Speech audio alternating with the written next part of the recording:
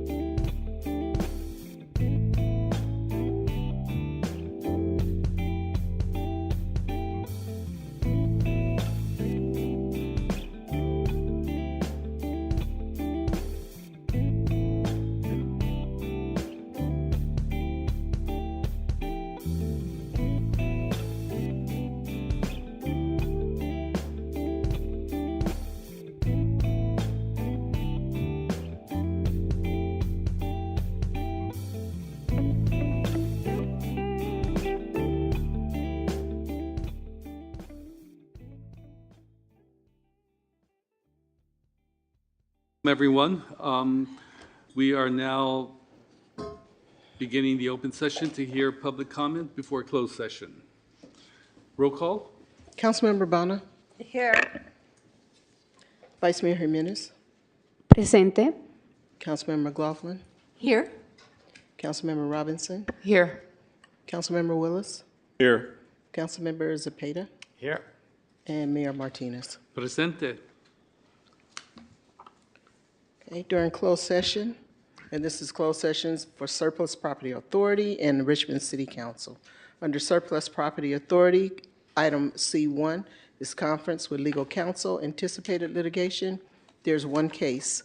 Under City Council, item C2 is conference with legal counsel, existing litigation, Winehaven versus City of Richmond, Giddyville Rancheria of California et al. Versus United States of America et al., and North Coast Rivers Alliance et al., Point Melody Alliance et al. Versus City of Richmond. Under C3, Public Employee Performance Evaluation, Title City Clerk, and also City Attorney. Item C4, Conference with Legal Counsel, Anticipated Litigation. This is significant exposure to litigation. There's one case. Item C5, under Conference with Legal Counsel, Anticipated Litigation, Initiation of Litigation. There's also one case. Are there any public comments? Yes, we do have one person that would like to address the council, and they are online. Okay, I have Debbie Bayer. Debbie, you have 2 minutes to speak. You can go ahead and start. Thank you. My name's Debbie Bayer, and thank you for giving me a chance to talk to you all before you go into closed session. And I did attempt to send some documents to you today. You can look at them at any time. They could be put in the record, that would be wonderful. But the documents concern Michael Deary, and I don't know what number of C I'm talking about, since it's not really clear, what the one case is or something, or pending litigation. But I just wanted to say that I became aware that Michael Deary, who is probably involved in these negotiations over Point Melody, has a lot of history of bad faith. And I want the council to know this. Most recently, he has been charged with usury in the state of Indiana, using, and this is a scheme he and his partners have done before and have been convicted of before, using the tribe as a cover to do things that would be illegal otherwise. In this case, he was charging as much as 700% usury rate, and Indiana's top rate is 33%. So that is a current lawsuit. This guy, he's ripping off poor people. He's not a good man. And he's using the tribe, as I think he has used the tribe in the litigation over Point Melody and over trying to get a casino in them. So I just want to make that clear. Thank you. Thank you. And there are no more speakers. Having no other speakers, then we will adjourn to closed session.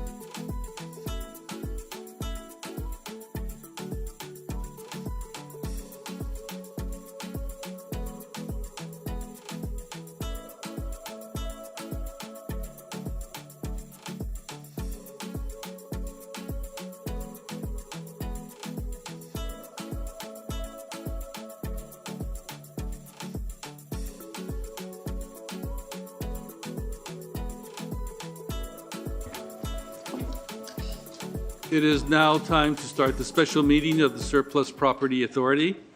We'll begin with the Pledge of Allegiance. I pledge allegiance to the flag of the United States of America and to the republic for which it stands, one nation, under God, indivisible, with liberty and justice for all. Roll call. Commissioner Bonner, Here. Vice Chair Jimenez, Presente. Commissioner McLaughlin, Here. Commissioner Robinson, Here. Commissioner Willis, Here. Commissioner Zepeda, Here. and Chair Martinez. Here. Our next, Statement. I'm Go sorry. ahead, I'm sorry. Next item is statement of conflict of interest. Are there any? Hearing none. Our next item is agenda review. No changes. Our next item is public comment, and this is for a special meeting of the Surplus Property Authority. We do not have any requests to address the council. So our next item is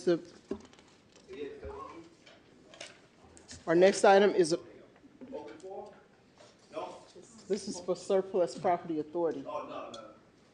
Okay, so our next item is consent calendar. We need a motion to approve. I think I should. Yeah, I think I should comment on the closed session. Okay. Isn't It's not a- open? Oh, I see. See, we've just come back from our closed session, and again, this has been kind of a new practice for us. And I think for the surplus property closed session, we did have a report on exposure to litigation in one case. We discussed the matter, and there was no action taken. So I just want to make sure that's in the record. Thank you. Continue. Next, we need a motion to approve the Surplus Property Authority consent calendar. Did you read the items to the record? I can. Please. Okay, the first item is a Basin One lease is to approve a lease agreement between the Surplus Property Authority for the City of Richmond and the Deltra Group, a California corporation, in the amount of $150,000 annually to terminate on May 31st, 2027, and with 2 5-year extension options to potentially extend the lease through January 31st of 2037. The next item is ratification of the Surplus Property Authority lease at PPMT, and that is to adopt a resolution ratifying and approving lease agreements of certain property owned by the Surplus Property Authority that were previously approved by the City Council of the City of Richmond. Do I have a motion? I move we approve the consent calendar. Second. Commissioner Bonner, Yes. Vice Chair Jimenez, Yes. Commissioner McLaughlin, Yes. Commissioner Robinson, Yes. Commissioner Willis, Yes. Commissioner Zepeda, Yes. and Chair Martinez. Yes. The vote is unanimous. With that vote, this meeting is adjourned. And now we begin the regular meeting of the Richmond City Council. Oh. Okay. 1 minute. A 20-minute break. 20 minutes? 20-second, sorry. 20 minutes, perfect.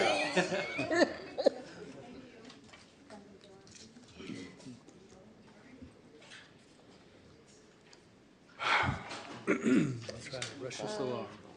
6:29.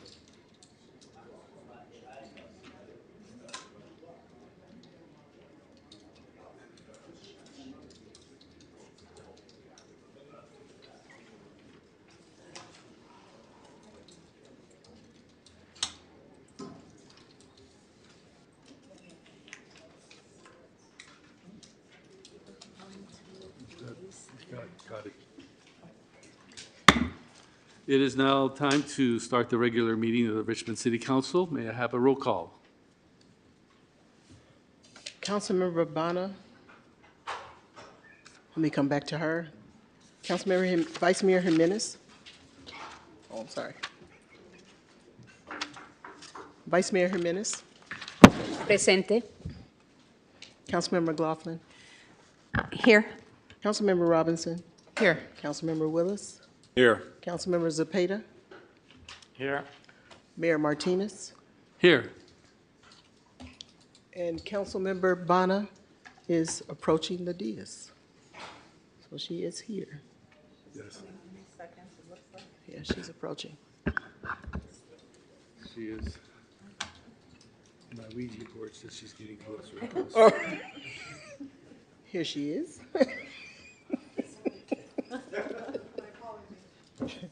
No worries. Our next item is statement of conflict of interest. Are there any?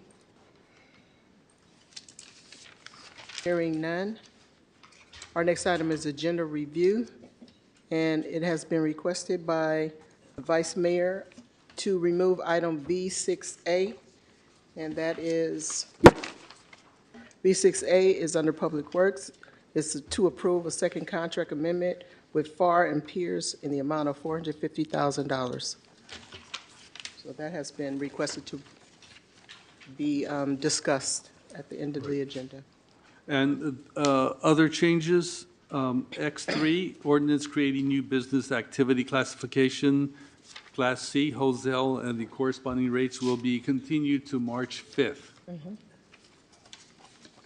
And we are changing the order of items. X2, the Richmond Clean Energy and Healthy Homes Campaign of 2024 is being heard first after consent calendar. Then the second item will be the BACMed Rule 6.5 agreement with Chevron Richmond. Okay. That will be after the clean energy, and then we'll have the mid-year report on fiscal year 2023, 2024 operating and capital improvement budgets. And then we'll hear item V6. Yes, correct. Okay, so just to verify, we are going to hear under study and action session, item X2. That's the Richmond Clean Energy and Health Homes Campaign of 2024. The next item will be item X1, and that is the BAAQMD Rule 6-5 agreement with Chevron Richmond. Our next item will be under budget session, and that's the mid-year report. And then we'll hear item V6A, and that's the second contract amendment with Farr and Pierce for on-call design services. Correct, thank you. Okay. All right, our next item is a report from the city attorney of final decisions made during closed session. Yes, the council met in closed session. The items on the closed session agenda, the first item, C2 on the agenda, deals with Winehaven versus City of Richmond, Giddyville, and North Coast Rivers. That's the Point Melotti item.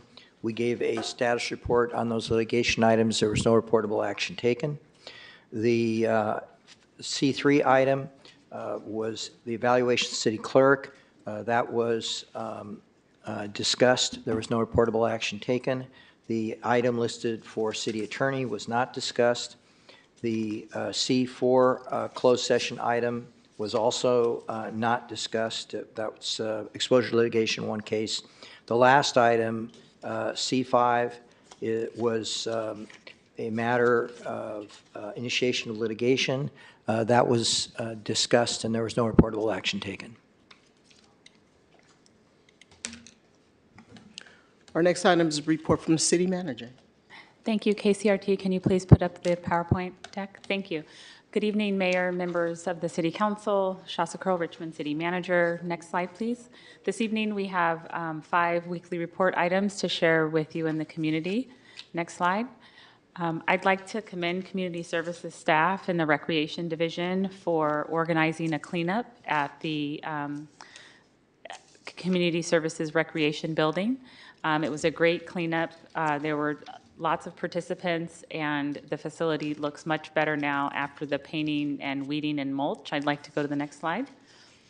This is a new program that we'd like to spread citywide in all of our city council districts. So this was an initial pilot. And you can see on the right-hand corner the before and after. Really would like to acknowledge and thank LaShonda White, Deputy City Manager, and Stephanie Nye, who also runs our city's Love Your Block program, coordinates with our neighborhood councils, and also helps keep our Tool Lindy libraries going with those staff. And so you can see all of the people that were involved from throughout the city and council. I think I see Councilmember Willis there. He always comes out and helps us whenever there's a cleanup. So I want to acknowledge him and thank him for his efforts. And Sam Vaughn was there from ONS, and we also had CalVIP, young people who are participating in that program with employment and training. So just want to really thank everyone for coming out. And next we think next up might be Booker T. So this is, and if you're interested in hosting one in your neighborhood as part of your neighborhood cleanups, please email LaShonda and I, and we're happy to work with you to organize an event in your community. Next slide. This past weekend on Saturday, we also had our one of our Black History celebrations where there was poems read, dancing, and a speech from best-selling African-American author Cassandra J. Howard. And also, as you can see here, it notes that delectable cuisine was provided, and you can see everyone having a really great time. Next slide. Also, in honor of Mayor Irma Anderson's memorial and in honor of Black History Month, please come out on Thursday from 4 to 7 p.m. in the Richmond Memorial Auditorium across the plaza here. We've got a great event planned and lots of community participation, so please come out if you're available. We'd love to see you. It's open to everyone. Next slide.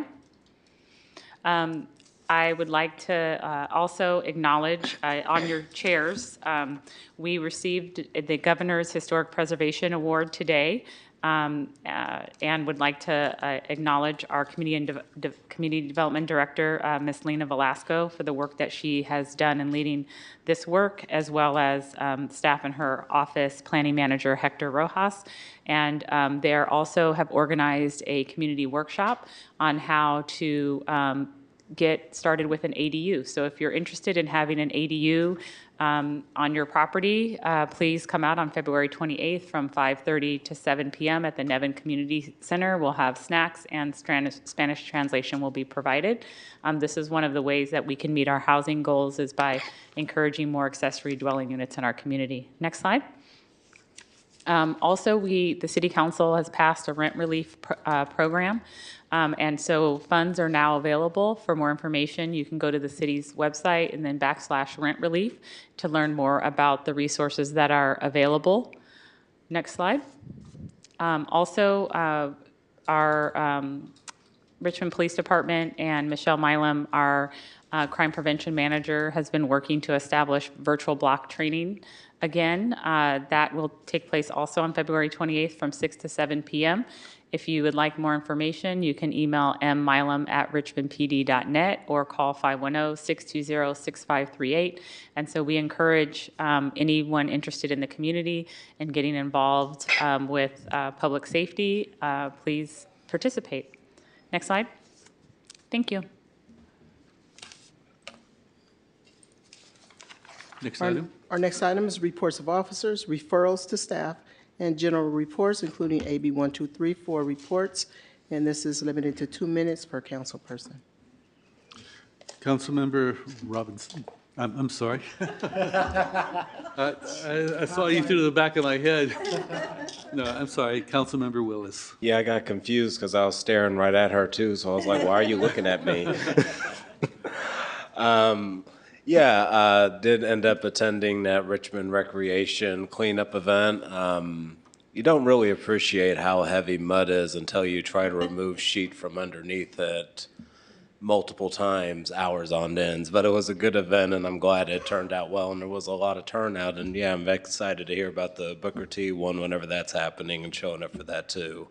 And I did want to update on what I reported on last week with the St. John's apartments. I left off saying that they were going to be drafting up a letter to send to the residents just to kind of assure them that nobody was being evicted, but they did need to meet with them.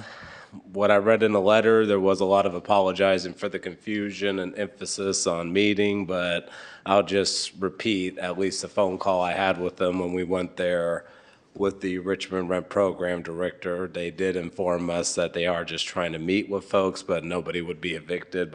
And they did send out a letter basically saying that, maybe not as explicitly as I would like to, but I'm going to continue to monitor that situation in case there's opportunity for city intervention, because at the end of the day, I think we can agree that we don't want anybody unnecessarily made houseless out of a situation of confusion, especially over a clerical error. So just wanted to report an update on that, and thank you. Okay, turnabout is fair play. So Councilmember Willis?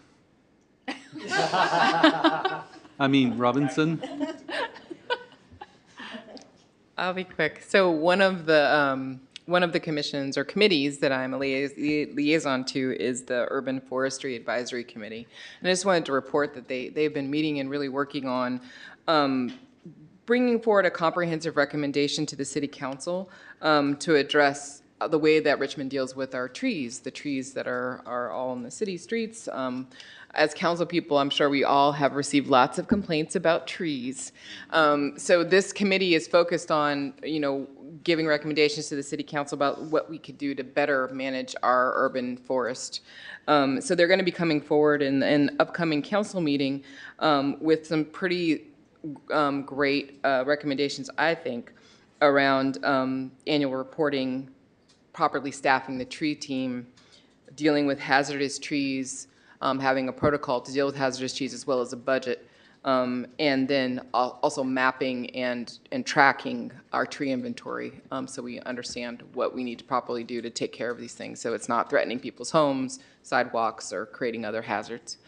So I just feel like it's great to work with volunteers from the community who are really interested in making things like our trees work better for the community. Thank you. Councilmember Willis, I invoked your name. So. I forgot one thing. Sorry about that. Briefly, last year, 40 Voices campaign, Racial Justice Coalition, Safe Return Project, and a number of other folks did advocacy through the county to fight for an African American Wellness and Holistic Resource Center for Contra Costa County, especially because it's needed, because that's statistically we're the most impacted population, bar none, in a lot of categories, and there's never been direct resources for that. And with what happened with the Antioch PD scandal, it really ignited a base saying this is exactly why we need resources for healing, to actually have folks who are culturally competent. So last year, there was an $80,000 feasibility study put forward by the county to see what that could look like countywide to have an African American Wellness and Resource Hub in Contra Costa, and an additional $1 million to start providing services with groups who are already doing that work on the ground.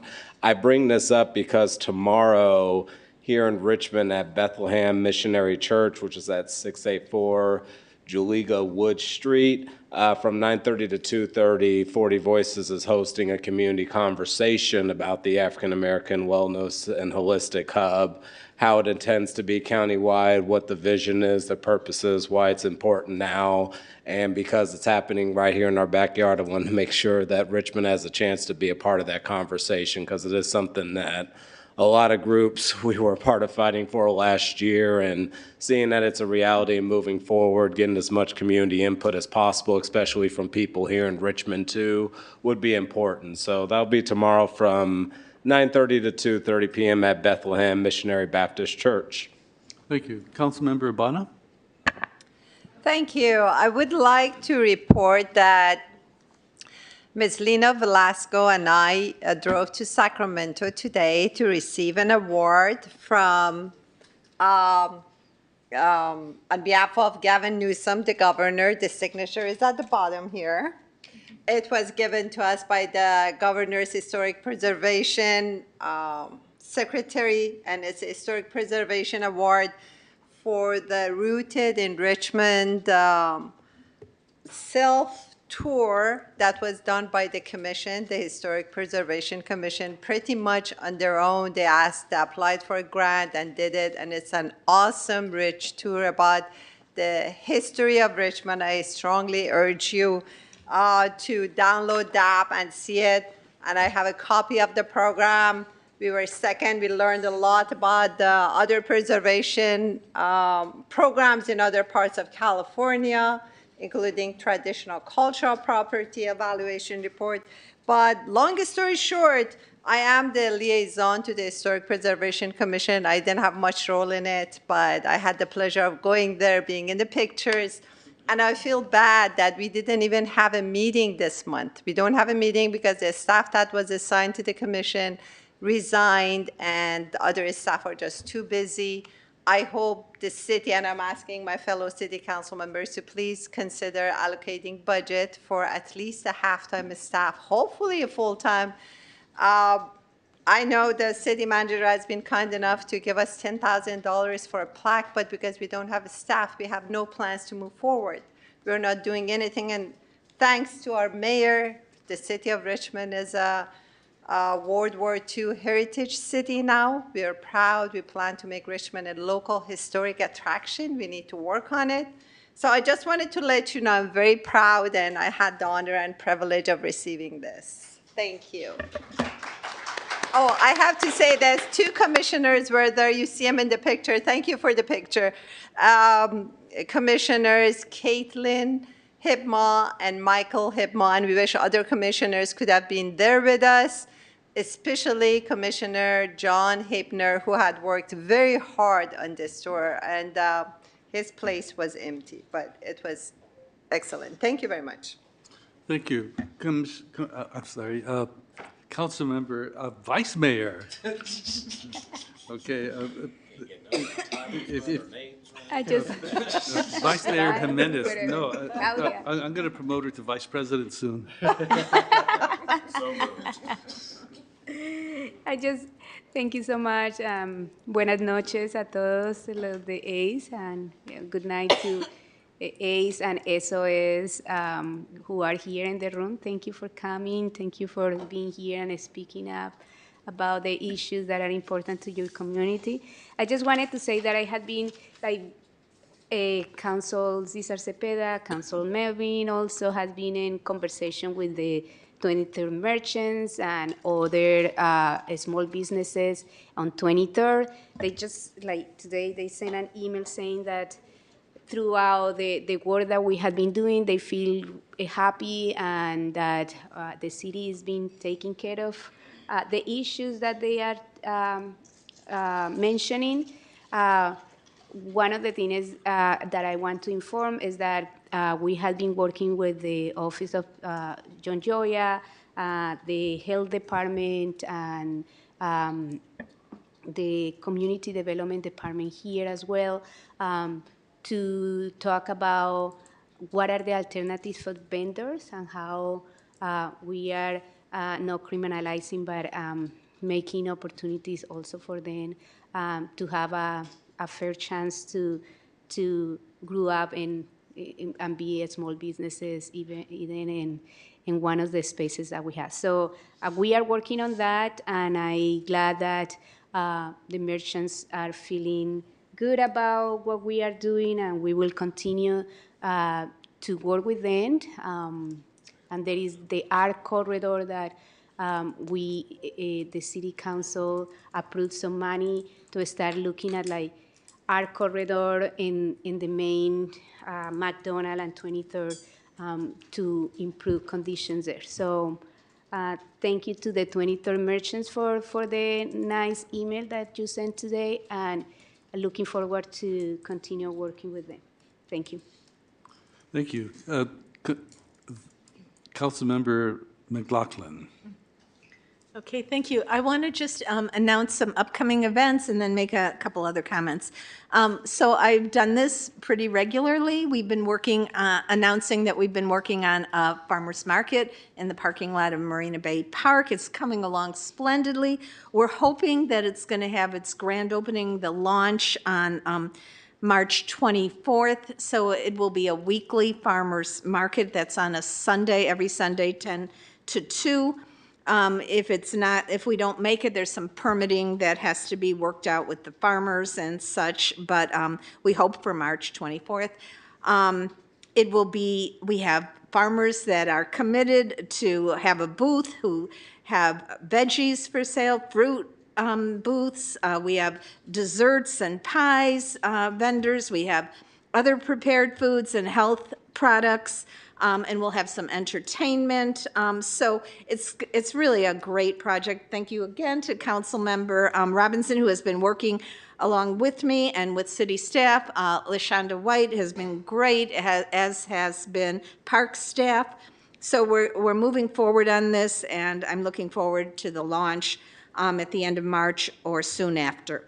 The Literacy Festival is coming along great, too. The date for that is in our auditorium on April 13th, so save that date. Thank you, City Manager, for having it in your report, in your weekly online report.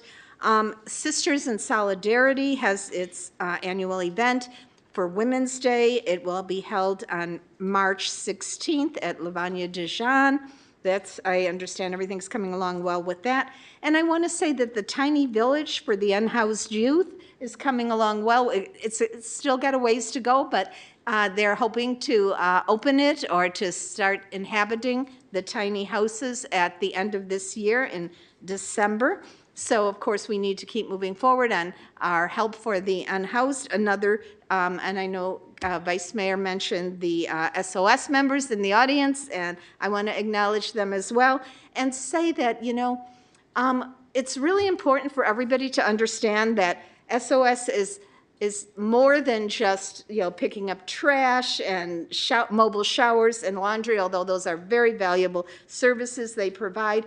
But they also have this whole plan, from tent to housing sustainability, a whole person care where they build relationships with people. They have a job in the encampments. They have a job readiness program, a health and wellness program. All this is a lot of work. Workshops for the unhoused and connecting with healthcare, like lifelong healthcare providers. So it's really a collaborative effort, and I know Lena Velasco is working to extend their contract for another year. They are going to be running out of money, which means they will not be able to pay the many 20-something unhoused people that they have hired to do all this work. They're going to be running out this March, I believe. Maybe we'll hear more about that from SOS. So thank you for being here. We'll look forward to hearing from you, and we'll look forward to Lena bringing that extended contract to the council. I also want to just mention that, ACE is here, and look forward to you coming up and sharing information about your item as well. So that's it for me. Councilmember Cepeda. Councilmember Cepeda. Thank you, Mr. Mayor. Just a couple of quick updates. I had the pleasure of going into the Youth Council Commission. I went there last week to talk to them about Contra Costa College's NASA program. It's something that many of us don't know, but our own college in our own backyard, it is one of about either 2 or 3 colleges in the nation that has an actual NASA program. So if anyone ever thought about joining NASA or a NASA program, you can join it. In our community college, if you have full credits, it's free. And if you go through the program, at the end of the program, if you graduate and you do well, they could potentially offer you a job. And again, you have this great opportunity in our backyard, so I wanted to make sure that I share that with our youth. Now I'm sharing it with everyone here. But NASA, we have NASA in Richmond and in San Pablo. So please go and take advantage of that program. This Saturday in Point Richmond area, they are having the Small Boat Day, and it's free if anyone wants to learn how to sail or just be in a sailboat. It's free. It's this Saturday, March 2nd from 10:30 to 3:30, and it's open to everyone. Lots of different types of boats, and they are going to have a hot dog lunch. So go in and join in at the Richmond Yacht Club. It's the location there. And then the Santa Fe Neighborhood Council had a lunch this past Friday, thanking our Public Works team. They've done a really great job in helping to clean up and partner with SOS as well in cleaning up the Neighborhood Council area of Santa Fe. So they had a lunch to thank them. So that is my updates. Thank you. Councilmember Robinson. I just wanted to add something to Councilmember McLaughlin's report out on the farmers market, and that is, I wanted to make sure that everyone knew that as we're bringing in a new farmers market at the marina, we have not forgotten about the existing farmers market downtown. So we've been working with city staff to actually bring that farmers market back to the location where it really thrived, which was in front of the library. So we're working on documents to make that happen, and we're including it in our thoughts about, other things we could do to improve that farmers market. So in terms of marketing and getting the word out more and elevating its presence. So we have not forgot about it. It's a part of the conversation. We're going to have 2 amazing farmers markets available for Richmond, not just one new one. Councilmember Bana.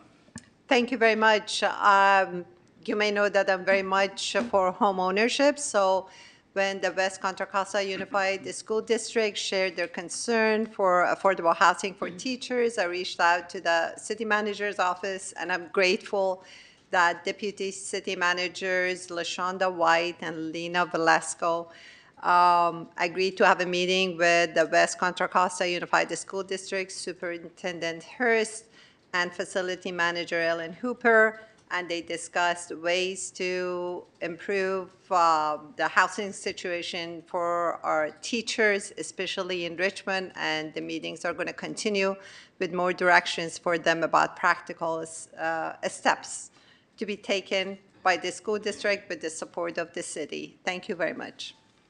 Thank you. I was going to joke and say I'm not ready to retire yet, though. Thank you. I have one thing to report, and that is opening day of Little League will happen this Saturday, 8 a.m. at Nickel Park. So I hope to see you sports enthusiasts out there cheering on our Little League team. I also want to remind council that in the beginning, the city clerk said that each council member had 2 minutes. This doesn't mean that you get 2 minutes for every time I call on you. Good point. So anyway, thanks to all of you for being succinct, and moving on to the next item. The next item is open forum. And we have 15 in-house speakers. If there's anyone joining us by Zoom, please raise your hand at this time. This is an opportunity to give comments on items that remain on the consent calendar or items that are not on the agenda. You will be limited to 2 minutes per person, and please keep your comments respectful. I'm going to call a group of 7 or 8 people. Please line up so that you can address the council. Okay, the first speakers are Mark Wasberg, Bernard Washington, Tommy Najee Roth, Daniel Barth, O'Neill Fernandez, Angie Pena, Gerard Soto, and Moses Barreras. So Mark Wasberg, you have 2 minutes.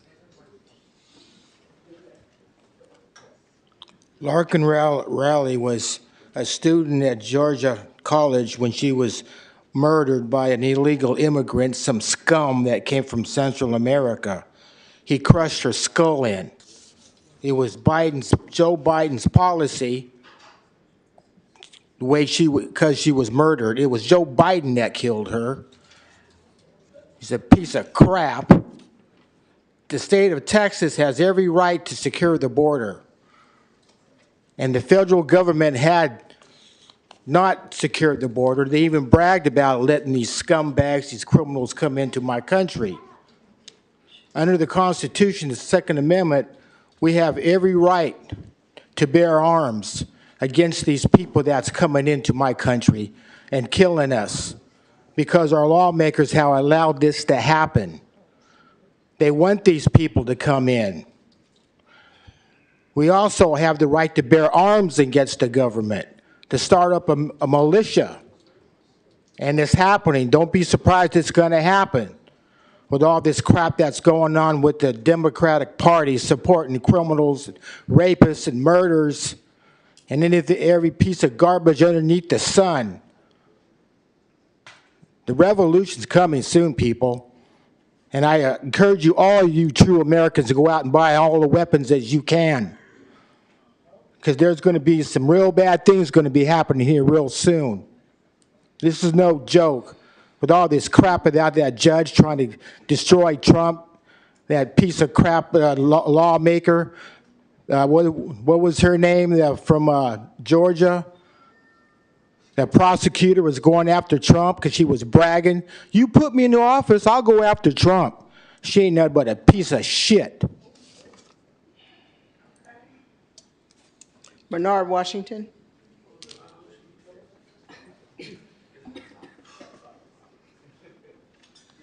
Good evening. My name is Bernard Washington. I'm here with SOS, and I wanted to ask about how we can do more harm reduction with the encampments that's out here. You know, we want to bring more enlightenment to them on how we can prevent overdoses. You know, prevent more needles being shed out there. We out here every day cleaning everything up for everybody. You know, we go to each and every one of these encampments out here, you know, without the proper things that we need, you know, but we doing this out the kindness of our heart. You know, I used to be an encamper.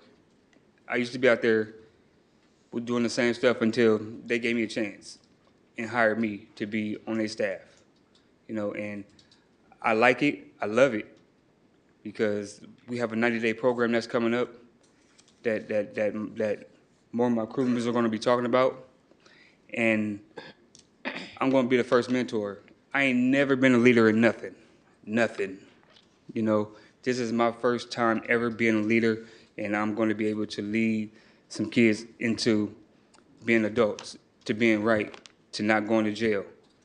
You know, and I would like for each and everybody to help us help these little ones that's out here. Thank you. Tomi Najari Roth.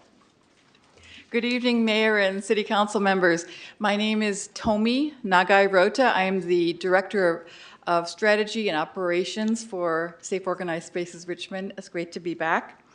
Last week we talked about SOS and gave you a little update on what we're doing. And today we're going to talk a little bit more about our programs and what the work is going to, we hope, will look like.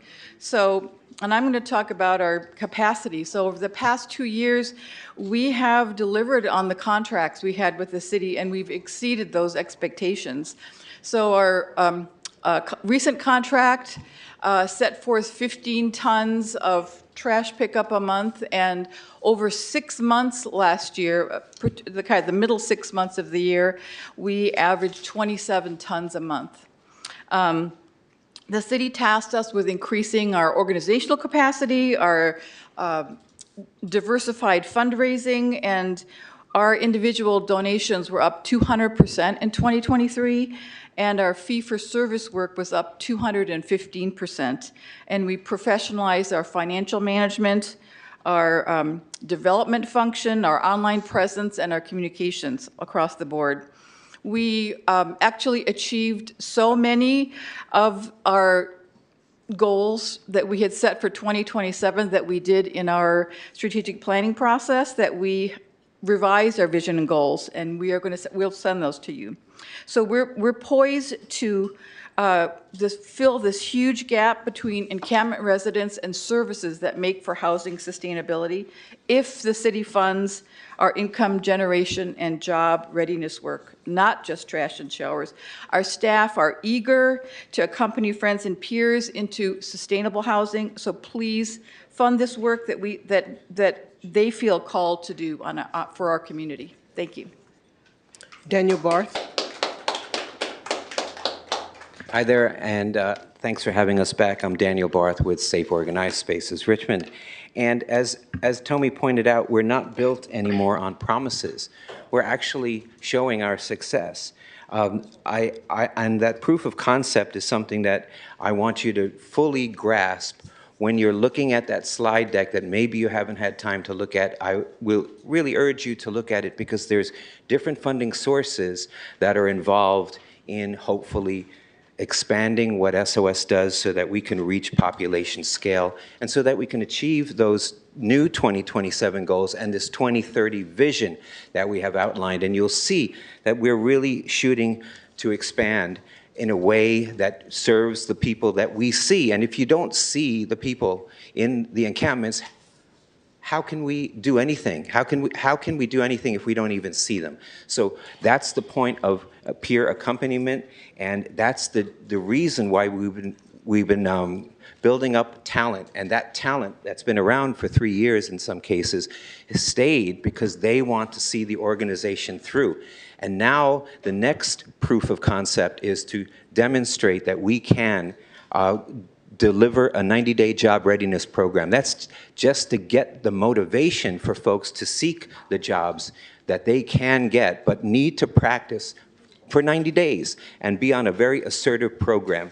And so we're hoping that these talented individuals who are going to be providing harm reduction in alliance with a harm reduction professional provider from Alameda County that's going to come up that does work in Richmond, we're going to learn from them. They're going to intern. We're going to intern with the Contra Costa workforce health ambassadors so that we will eventually have a cohort that are doing full-time work for the county. We are going to be partnering with the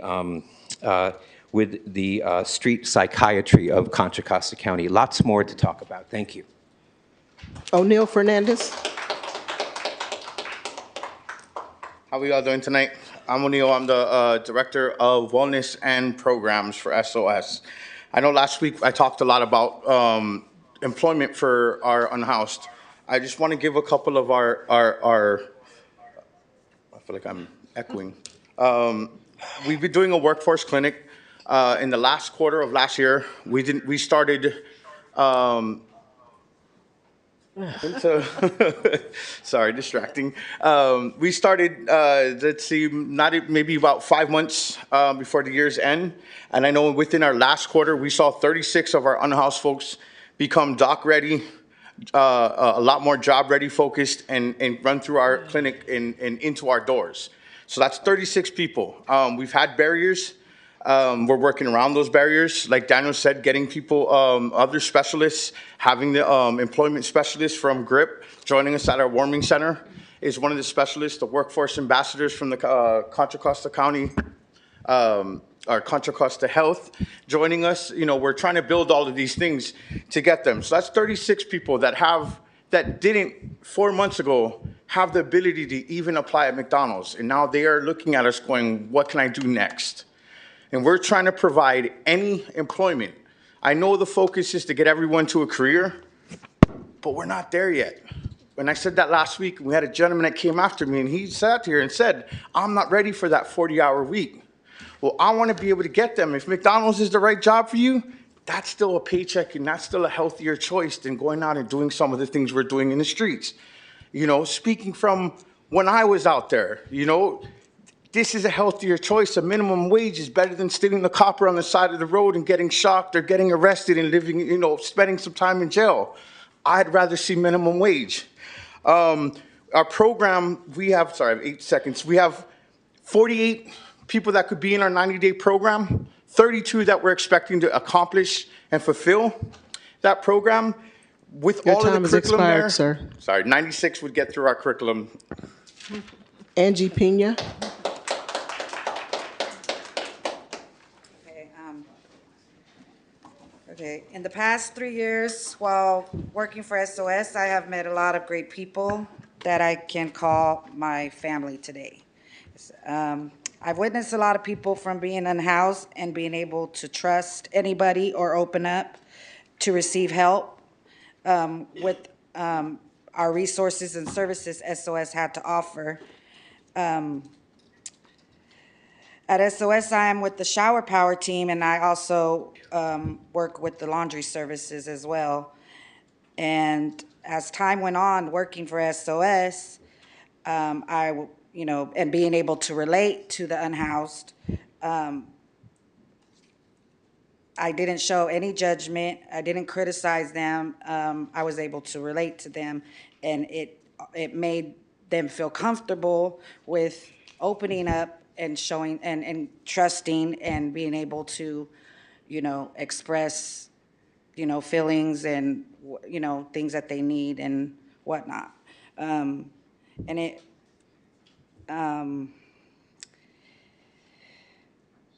Let's see. So working for SOS, for me, it's about showing up and loving and respecting people well, I believe. And I also hope to pass on to other people as well.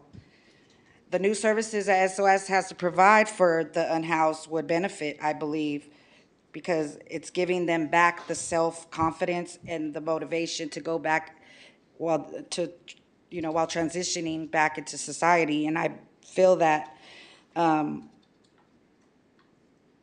it would give them, due to the services that SOS are trying to provide, the new services, I feel that, it would make them more, more happy and being able to, go out there and Your time has provide expired. for themselves. Thank you. Okay, our next speaker is Gerard Soto, followed by Moses Barreras. And will the following individuals please come forward? Nana Johnson, Tashambi Perkins, Hernan Martinez, Layla Williams, Jewel Morse, Buddy Bennett, and Salid Embarque. Please come forward. Okay, Gerard Soto. Hi, my name is Jared Soto. I'm with SOS. Cuando conocí a SOS, estaba en el lugar más oscuro de mi vida y nadie ha tenido la capacidad o la forma de que ellos tuvieron para poder sacarme de ese lugar. Ahora les digo que qué podríamos hacer nosotros o SOS para la comunidad de homeless si pudiéramos tener un programa de wellness. Yo creo que sería un muy buen programa para la ciudad y para los amigos que están sin hogar.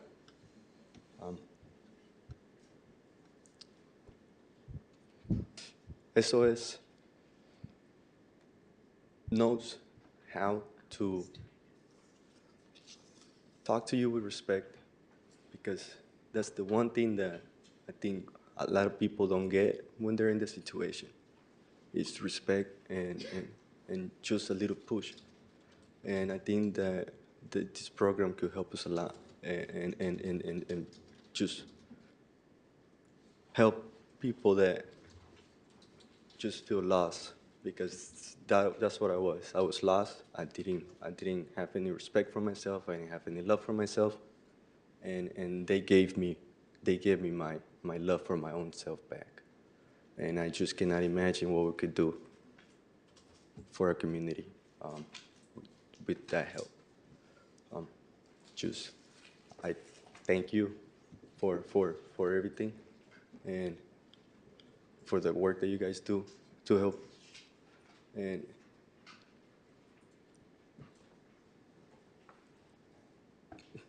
thank you.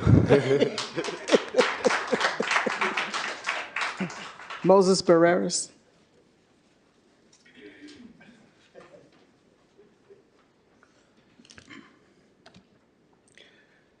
Hi, my name is Moses Barreras, one of 2 referred workers to SOS, Safe Organized Spaces from Richmond Works.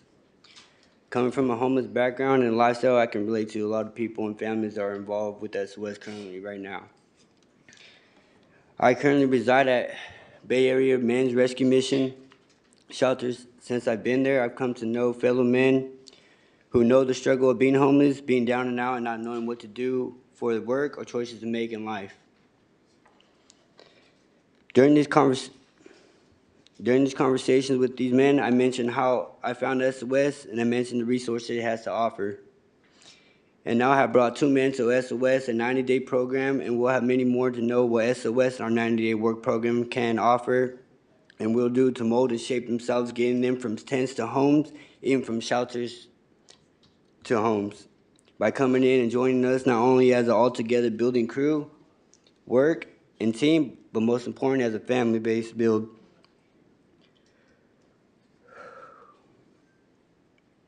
We want everyone to know that you are not alone, that we are here and we can help.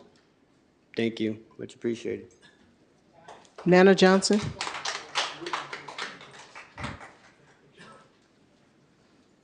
Hello, Council. My name is Nana Johnson. I'm a Bay Area native. I currently live in Richmond. I am houseless. Okay. I work with IQ personnel as a household hazardous waste technician. And I wanted to speak tonight about equality and keeping one's word. I'm also a graduate of Richmond Build. I'm a father of 3 successful young men who between them have 0 criminal record. Very proud of that. I currently, like I said, work there. Okay. So I'm here to speak about the subject of keeping one's word and equality. Okay. The words of my aunt are carved into the fountain here at the Civic Center. And they always need to be understood and promoted. And I'm sure you're aware of those words. And I'll paraphrase. As you know, we must all know that diversity within a tapestry community, right, makes for a rich tapestry community, and that no one color of person is more important than any other, regardless of the size or shape of their home or wallet. Okay. I have met with Michelle Milan last year at the beginning of September, and she was speaking to the group of houseless people who are at the end of Seaport Avenue off 580 in Bayview. And her words were, "You will be on the top of the list if you go ahead and move," because basically they wanted us to jump place to place and play the 72-hour rule while we have one spot. Okay. I've called her numerous times and I've emailed her and I've got 0 response. Okay. So it's very frustrating. I guess I'm out of time, but I want to say thank you to O'Neill, Daniel, and to the City Council for listening to me. Hopefully more will be done very soon. Tashambi Perkins. I'm Charlie Perkins. I'm the district manager for SOS, and we're here today to ask you guys for some help. Because we want to open up some more stuff for SOS. We're not just trash and showers. We're open up. We work with the people, and we want to bring more stuff to SOS for the people. And I think we can do it because we've been doing great this year. I've been there for 3 years, and I want to bring some stuff into the African community for SOS. There's nobody's out there for us. And we need somebody out there, and I'm here to do that job. You know, so if you guys can help us, we really appreciate it. Thank you. Hernan Martinez.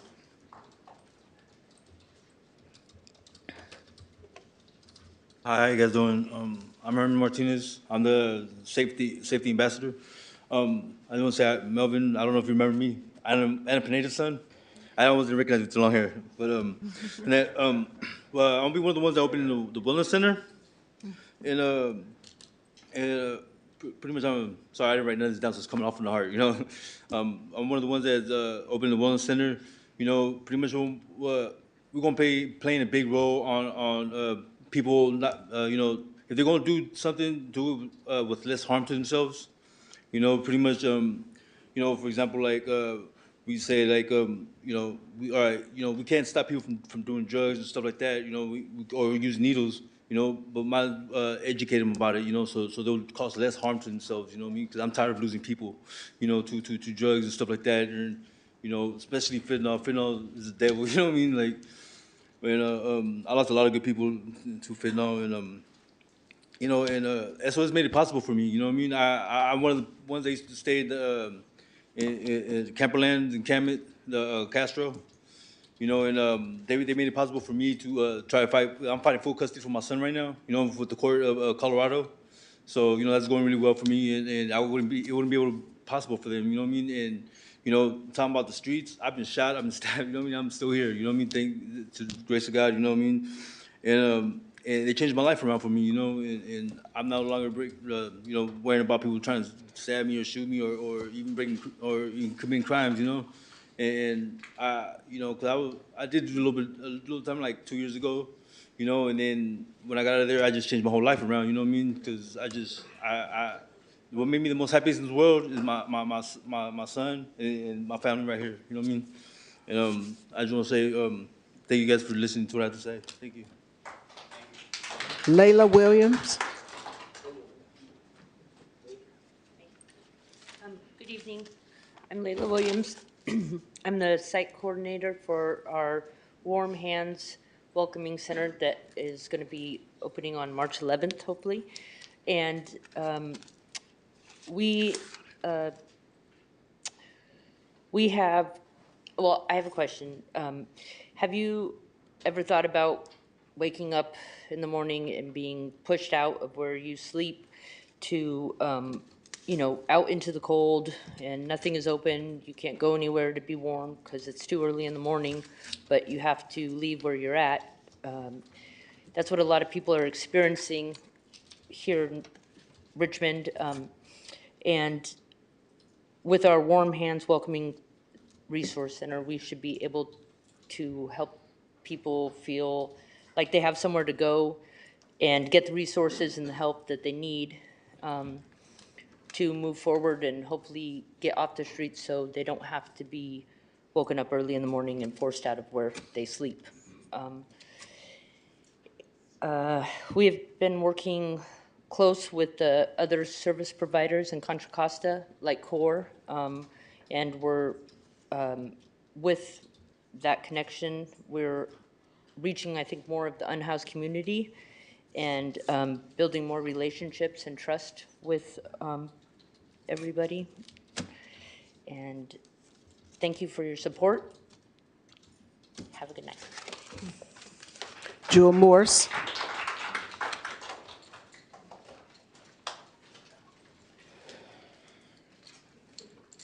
Good evening.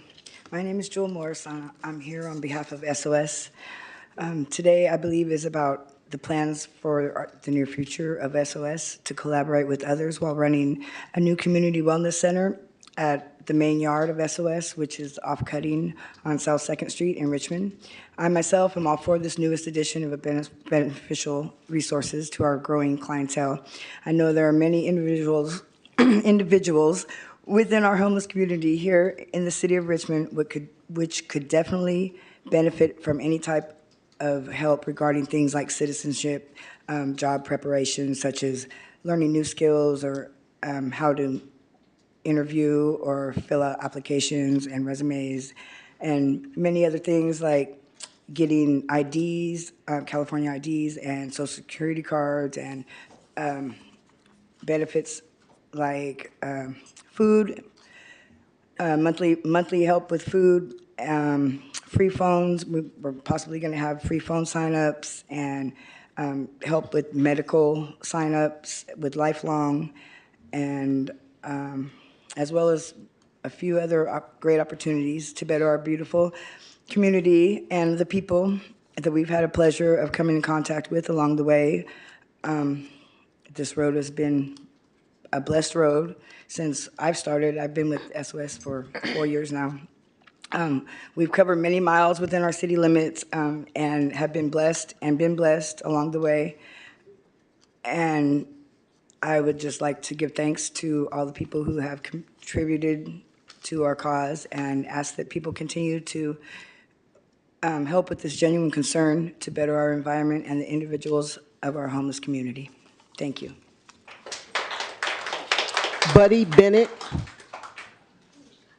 Good evening, good evening, Mayor and City Council. My name is Buddy Bennett, and I've worked with SOS for about 3 years now. And last week I commented on how much SOS has changed my life. Now I'd like to comment a little bit about how SOS is changing other people's lives, all the way from Castro to from Ryden, you know, and unincorporated El Sobrante, and even the Hilltop area up there. And I've noticed a lot of change in the people and their attitudes toward, you know, before it was just a couple years back, it was they didn't really, a lot of people just had an attitude that they didn't really give a damn about anything, but, or maybe they were just mixed up, but now they know, they're starting to realize that there is a connection from being out there on the street, down and out, and to being, you know, self-supportive, that we're here to help.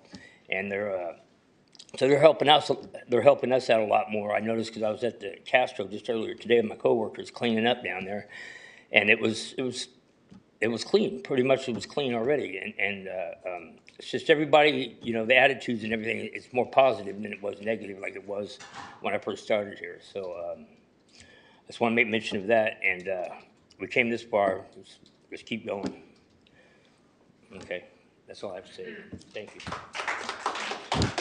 Our last in-person speaker is Salid Mbarke. Saeed. Saeed. Saeed. Thank you. Can you speak over here? It's right here. Press the red button. There you go. My name is Saeed Mbarke, and there's no stop signs on Lassen and Clinton, Esmond and Kern. And I think maybe we should change that. So the council, when they presumably go there, they should look at other streets too. Because I ride my bike there, not only for fun, but to commute there. And I don't want to get run over by a car. That always happens, too. Thank you.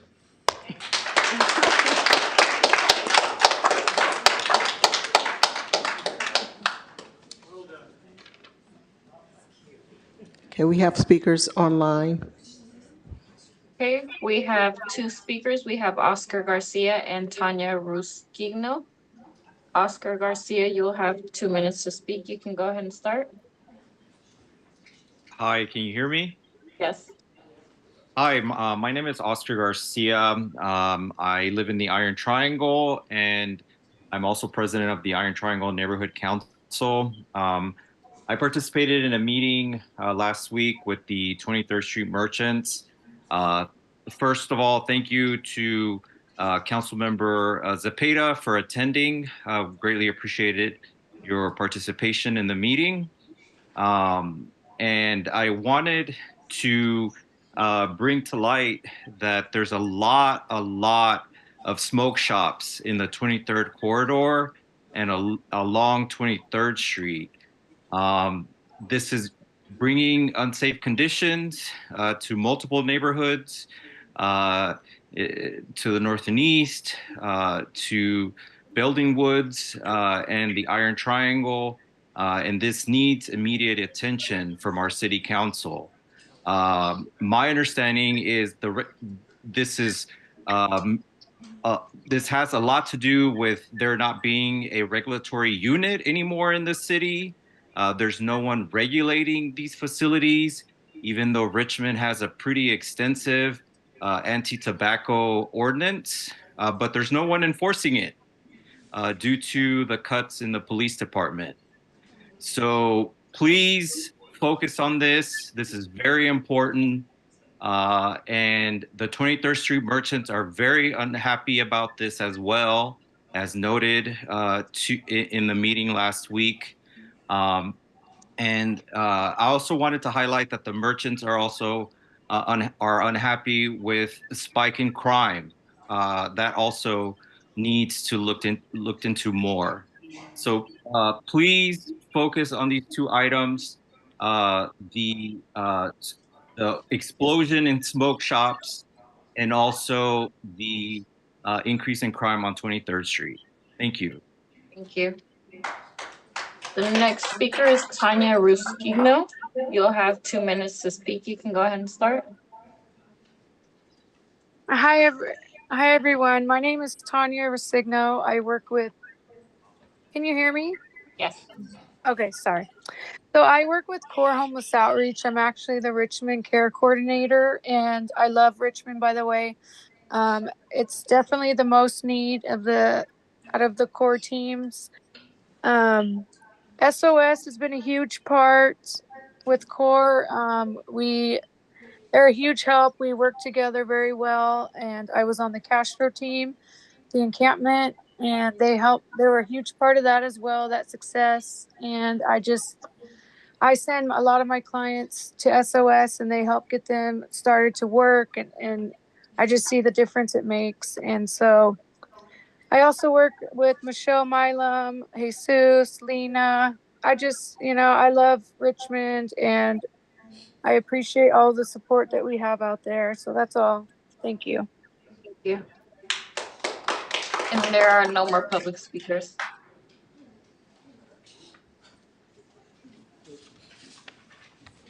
Do we have any online? Oh, yes. We just heard two Okay. speakers online. All right. So our next item is approval of the consent calendar. And as a reminder, item V6A, and that's the Farr and Pierce contract, is not included in this vote. Do I have a motion? I'll move the consent calendar. A second. Councilmember Banna? Yes. Vice Mayor Jimenez? Yes. Councilmember McLaughlin? Yes. Councilmember Robinson? Yes. Councilmember Willis? Yes. Councilmember Zepeda? Yes. And Mayor Martinez? Yes. The vote is unanimous. Our next item, item X2, and that's the Richmond Clean Energy and Healthy Homes Campaign of 2024. To receive a presentation from the Alliance of California for Community Empowerment on its Richmond Clean Energy and Healthy Homes Campaign of 2024. And direct staff to, one, to consult with PG&E on an appropriate lower-income neighborhood as a pilot project to transition that neighborhood off the gas system by providing free electrical appliances, and two, to contract with an Inflation Reduction Act coordinator to make sure the city accesses and manages as much federal and state funding as possible to help our community cut carbon emissions and transition to clean energy. Mr. Mayor, I'm happy to get Yes, started please. with framing the item. So this is an item that I put on with the co-sponsorship of Vice Mayor Jimenez and Mayor Martinez. This is an item to implement a neighborhood decarbonization strategy with a pilot program. And that means neighborhood decarbonization is a strategy to transition entire neighborhoods off the gas system, prioritizing poor and working class communities, in particular Black and brown neighborhoods that have faced disproportionate environmental burdens. I mean, so this prioritizes public health and combats the climate crisis. It's important, and you'll hear about this from the presentation, it's important to consult with PG&E to create this pilot program, because as I understand it, you have to choose a neighborhood, a low-income neighborhood that has one line within the grid. So that coordination with PG&E is important. The City of Albany already has plans to electrify an entire city block. They've worked closely with PG&E on this.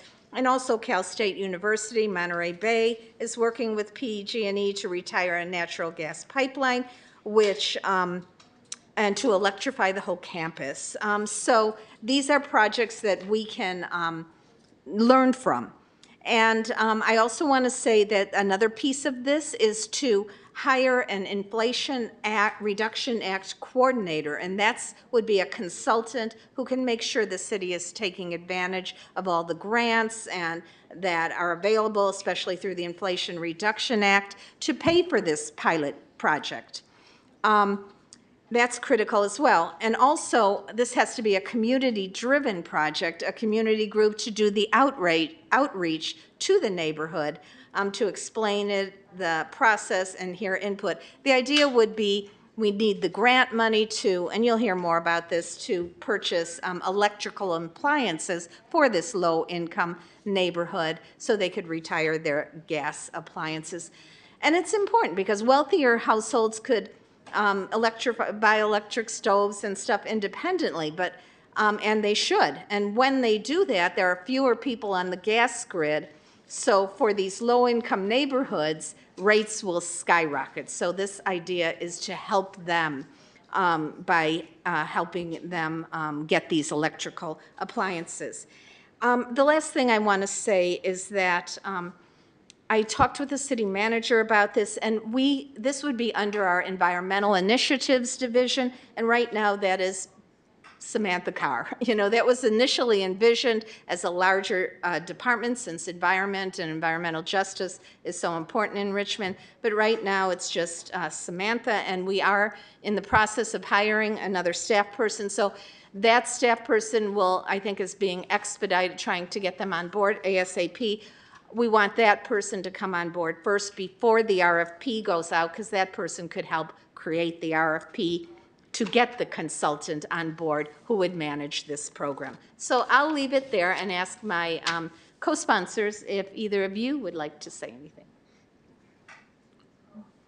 I'd like to say that electrification of the city is one of our main goals.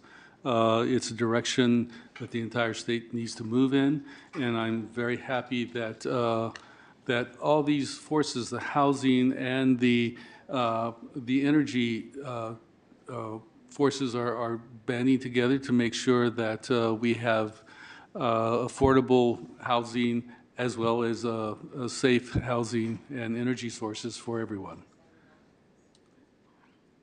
So with that, can we have the presenters come up from ACE who will be providing this presentation to us?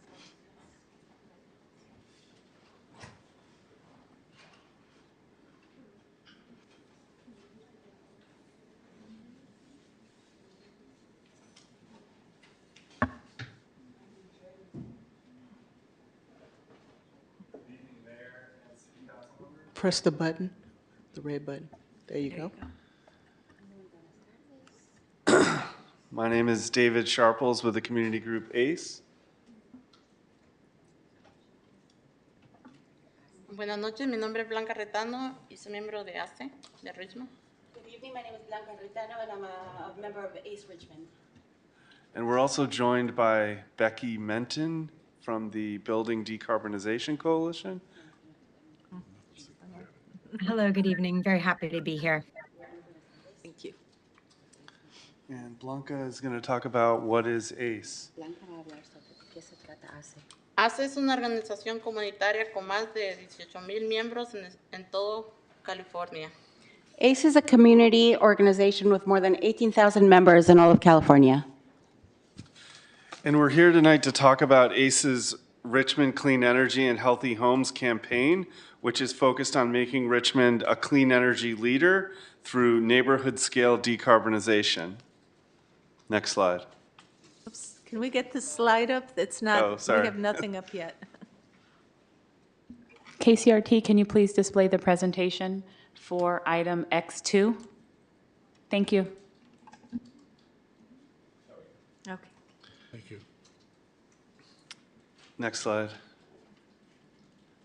And we're here because last year, after extreme weather events devastated communities in California, ACE members voted to prioritize organizing for climate justice. Next slide. Una de las razones en las que estamos trabajando es en la campaña es por el impacto que tienen las estufas de gas sucia en la salud y seguridad de nuestras familias. One of the reasons we're working on this campaign is because of the impact that dirty gas stoves has on our families' health and safety. Sabemos que los niños que viven en hogares con estufas de gas tienen un 42 o más de posibilidades de sufrir asma. We know that children living in homes with gas stoves are 42% more likely to experience asthma. El gas metano es tóxico, similar a respirar el humo de un cigarro de segunda mano. Methane gas is toxic, similar to breathing secondhand cigarette smoke. No deberíamos tener estufas de gas sucias en nuestros hogares. We should not have dirty gas stoves in our homes. La siguiente diapositiva. Next slide, please. También sabemos que los edificios generan casi el 30% de las emisiones de gases de efecto invernadero en los Estados Unidos. We also know that buildings generate nearly 30% of America's greenhouse gas emissions. Pero si reemplazamos el gas natural por electricidad, esos mismos edificios no causarán contaminación. But if we replace natural gas with electricity, these same buildings won't cause pollution. Next. La siguiente diapositiva. Next slide. El gas también es caro. Cada año los precios de gas natural aumentan, lo que obliga al 30% de las familias estadounidenses a elegir entre calentar sus hogares o pagar alimentos y medicinas. Gas is also expensive. Each year, gas prices fluctuate, forcing 30% of American families to choose between heating their homes and paying for food and medicine. Los estudios muestran que las fugas de gas son mayores en áreas con mayoría de personas de color, en áreas de bajos ingresos.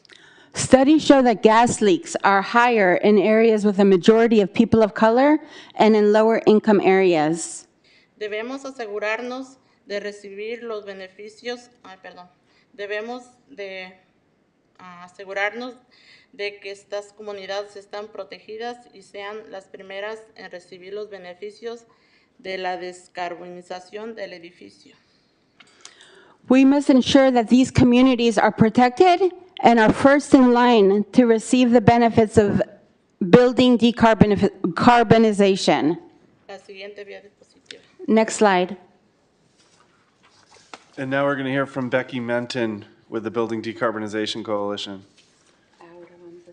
Thank you, and thank you for accommodating me online as I'm nursing a cough at home. I'm very happy to participate tonight alongside the thoughtful folks at ACE to provide a little bit of information about the need to be intentional as we move away from methane gas, such as opportunities created by neighborhood scale decarbonization. First, for framing, although Councilmember McLaughlin took many of my talking points, the state has signaled that building decarbonization is a key strategy for achieving our climate targets, with the California Air Resources Board noting that it's one of the most cost-effective strategies for achieving our greenhouse gas reduction goals. I also know that currently electricity rates are really high. I am also feeling the pain, but the reality is that gas rates have the potential to vastly outstrip electric rate increases as we transition away from gas.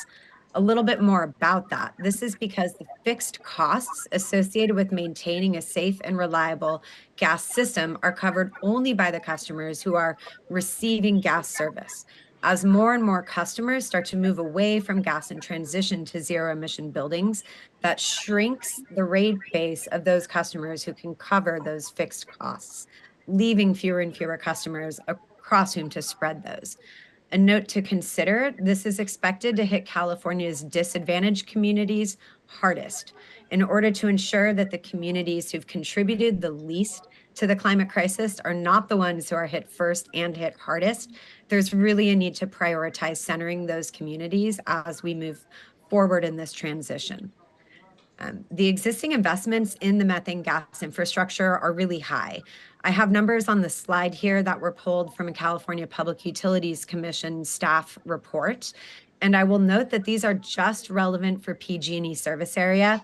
It's about $1.8 billion a year to maintain that gas system, including pipeline repair and replacement, working out to about $510 per customer. Continuing to invest in methane gas infrastructure exacerbates that future crisis. It's a bad investment for California's ratepayers to continue to spend money on something that we know we're going to move away from, especially if we can avoid those investments. Next slide, please. The good news that we're here to talk about today is that there is growing momentum to evaluate how we can repurpose those investments in the gas infrastructure and instead focus those dollars on helping our customers to participate in the clean energy transition. This initiative, neighborhood scale decarbonization, would introduce an alternative. Instead of actually replacing a portion of the pipeline, can we instead take those funds and reinvest them and helping customers who are served by that pipeline to retrofit their buildings to all electric, allowing us to decommission the pipeline. This initiative can actually help stabilize rates. The funding that would have gone towards gas pipeline repair or replacement is actually redirected to invest in customer building retrofits. The investments in those retrofits are capped at what it would have cost to repair the pipeline, basically ensuring that this is a good deal for ratepayers. Ratepayers are either paying the same or less than they would have been paying to continue to build out the gas infrastructure. This also helps us avoid future stranded assets and potentially avoid potential future utility bailouts. I'll also note that PG&E is actually currently implementing this tool where they can, which helps you see that they recognize this is a good deal for utilities. Customers could be offered the opportunity to have free or low-cost retrofits on their buildings, helping to improve their access to clean and healthy homes. This also allows us to center frontline communities. We would prioritize decommissioning of projects in areas located in disadvantaged communities, helping customers who are frequently the least able to access these clean energy upgrades really be centered as the first in line to receive this investment. And finally, one last note, these projects can also be really aggregated and completed at the neighborhood level, which creates more opportunities for a skilled and trained workforce to participate in these kinds of projects, ensuring that we're continuing investment in high-paying jobs with good quality installation. In short, from my opinion, neighborhood scale decarbonization is a tool that can stabilize gas rates, redirect climate investment to our clean energy future, center frontline communities to be first in line to receive those investments, and help provide additional opportunities for a skilled and trained workforce. Next slide, please. Thank you, Becky. Next slide. And our goal is to help the city become a clean energy leader where everyone has access to clean energy and healthy homes. We want to work with our city's leaders to decarbonize our homes and buildings through a neighborhood scale strategy. And neighborhood decarbonization is a strategy to transition entire neighborhoods off of the gas system. This approach is critical because, as Becky said, wealthier individuals electrify and pull themselves off the gas grid, fewer people will be on the gas grid, rates will skyrocket, and low-income households will be left with higher bills.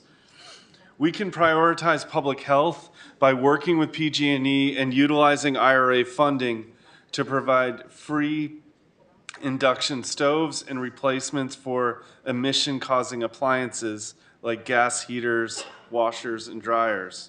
ACE believes the managed transition should prioritize poor and working class communities, in particular Black and brown neighborhoods that have faced disproportionate environmental burdens. Next slide. To accomplish this, we are calling on our city leaders to pick one environmental justice community to model neighborhood scale decarbonization. PG&E has informed us that they will work with the city of Richmond and ACE to identify areas for investment in electrification. We want to make sure renter protections are enforced to make sure renters don't have to fear rent increases or displacement because of decarbonization. And we want to see this work done by union workers who are paid a fair wage, receive benefits, and have decent working conditions. Lastly, we're calling on the city to hire an Inflation Reduction Act coordinator to manage federal and state funding for Richmond decarbonization projects. In 2022, Congress passed the IRA and made hundreds of billions of dollars available to communities like Richmond to cut their carbon emissions and transition to clean energy. The position of IRA coordinator is critical for accessing funding to help pay for the transition. And with that, we'll stop and see if there are any questions. Thank you very much for the opportunity to present tonight. Gracias y buenas noches. Councilmember Bono? Thank you for the presentation. I believe it's an excellent idea. I'm just wondering who's going to cover the costs? Are there grants available or PG&E helps, or you expect the city to provide funding? How does it work? Yeah, so we do hope that funding from the Inflation Reduction Act, and also there's state funds that could be accessed to help fund decarbonization. There's also the EPA Community Change Grant. So yeah, there's funding out there that we hope can be used to fund decarbonization. Excellent. And what scale are we talking about? Like, how many households do you imagine per year will have this? So yeah, I mean, what we're talking about is neighborhood scale decarbonization. So it's choosing one particular neighborhood. You know, that hasn't been decided yet. In Albany, they're talking about doing one city block, which would be something like 70 units. So yeah, I think we would need to work with PG&E to figure out where it could be done on the gas grid and what neighborhood would make the most sense. Thank you. So what timeline are we talking about? When do you think it's going to start? I'm excited about it. That's why I'm asking. Yeah, I mean, we hope this we can move quickly. This is needed. So yeah, we're hopeful it can be done soon. Okay, thank you. And what appliances we're talking about? I assume water heater and a stove? Yeah, I mean, we're wanting to replace all the appliances that have gas emissions, like gas stoves, water heaters, washers and dryers. I see. Okay. And just wondering, have you also talked to the, what do you call it? The appliance providers, I mean, economy of a scale, to get discount from them? Are they a part of the project? We have not spoken with them yet, no. And Becky, if you have any thoughts, if you would want to. Yes, thank you. I'm happy to jump in here. I have a few small things to add. One note regarding the question about where the funding will come from. Ideally, with these types of projects, you could also repurpose ratepayer funding that had been intended to go towards gas pipeline repair or replacement to cover the costs of serving those properties. Average maybe $20,000 to $30,000 per meter could become available through that avenue to cover the cost of the retrofits. There are still likely additional efficiency and weatherization improvements that you would want to incorporate into the program, for which that IRA funding would be really crucial to help make sure these customers have the most comfortable and affordable homes available. Another note, I would agree, these are typically 50 to 100 homes or buildings per project. That is around the number of homes that we've seen served by a portion of pipeline that can be retired. It does take a few years to get these projects off the ground because you need to coordinate planning with the utility, engage the homeowners, et cetera. But that also allows you to build up bidding documents so that you can get skilled and trained labor, really the best visibility into the project. final note is that we certainly could facilitate some conversations between the city of Richmond and some of the manufacturer partners that are part of the Building Decarbonization Coalition.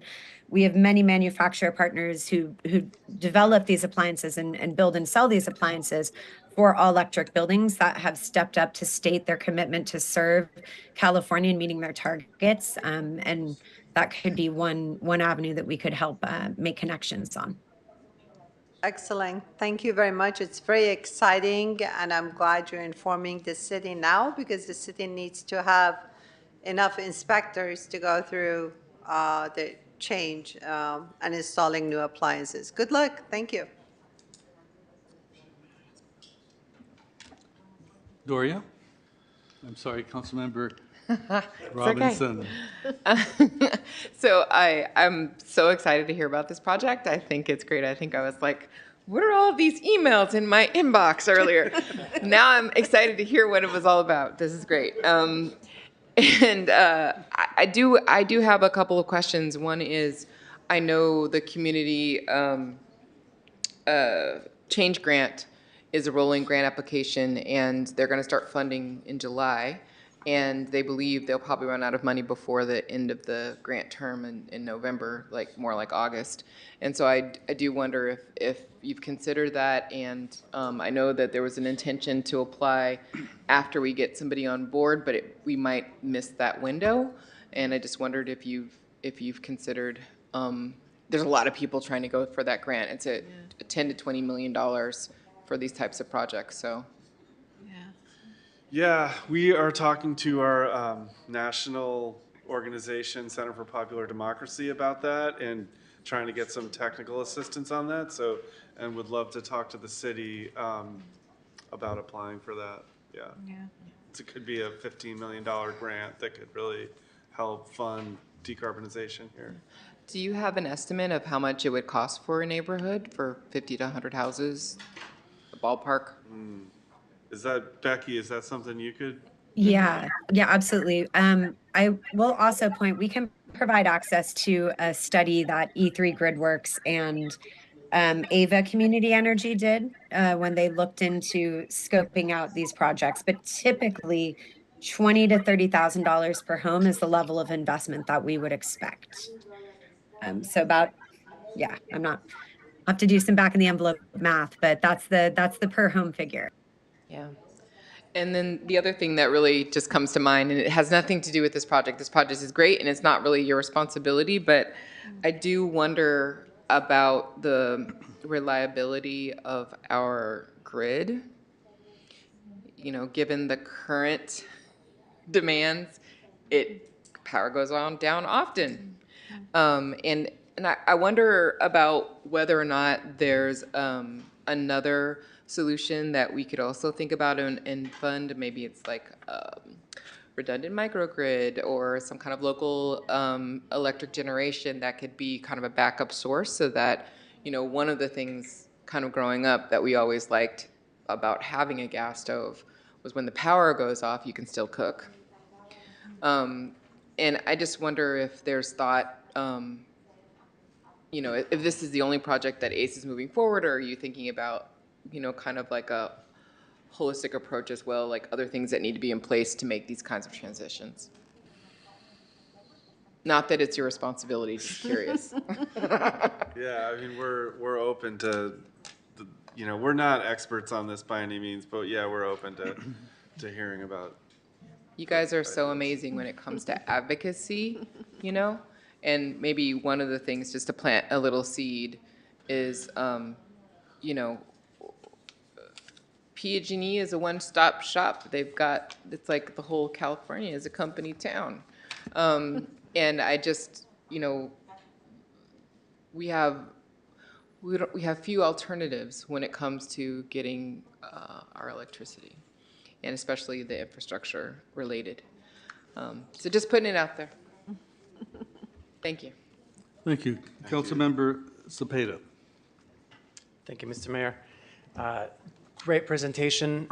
I had the opportunity to meet with you guys a couple of weeks ago, I think, so I knew what this was about, and when I saw the emails, I knew what you were up to. So thank you for that. I have a couple of questions that I mentioned during our call as well, but this would be more towards our city manager as we're looking for funding. The ECIA fund, and that is the fund that has the money from Chevron. There's a couple $1 million left in that fund. Part of that is for energy efficiency programs, and we've been using it towards rooftop solar. Could we move some of that funding to better partner with this concept, which is, I think, is a great concept, and also kind of aligning with a question Councilman Robinson had, right? If the power goes out, what do we do?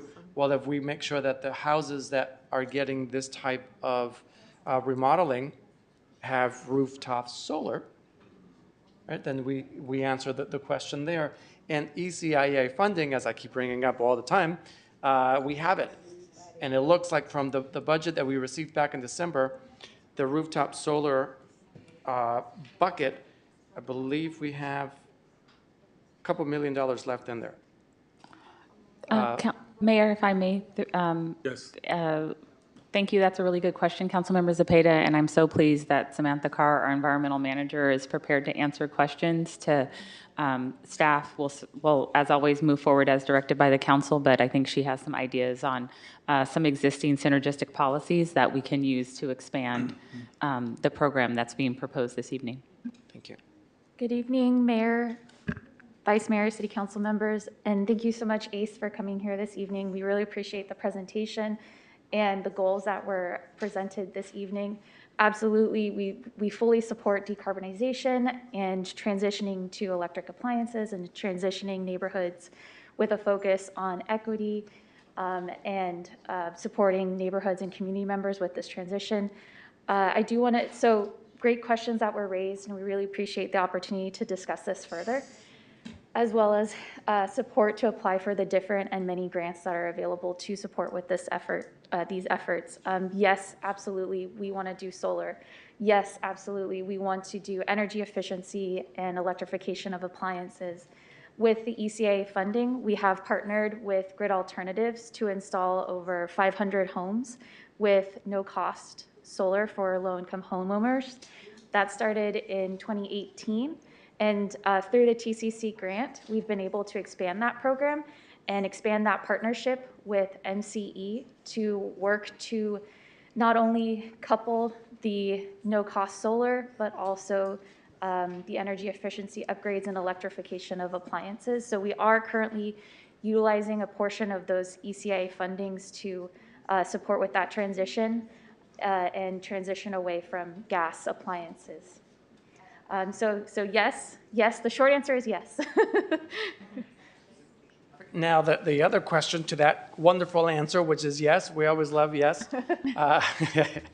How do we make sure that we partner with ACE so that you guys are doing the legwork already, and it sounds like we've already done some of the legwork, so thank you for that. How do we bring you both together to make sure that we're reaching out to the right homeowners, to the right renters, to the right individuals? Because we have this program already, and then further we can maybe enhance it with more funding if need be, because ECIA has a couple $1 million left in there through a lot of other buckets that we might be able to move around as well. Yes, and so a portion of that $1 million of ECA has been reserved in the grid contract, so there isn't as much available, but absolutely we want to try to utilize what's remaining to continue the solar and electrification goals of the city. And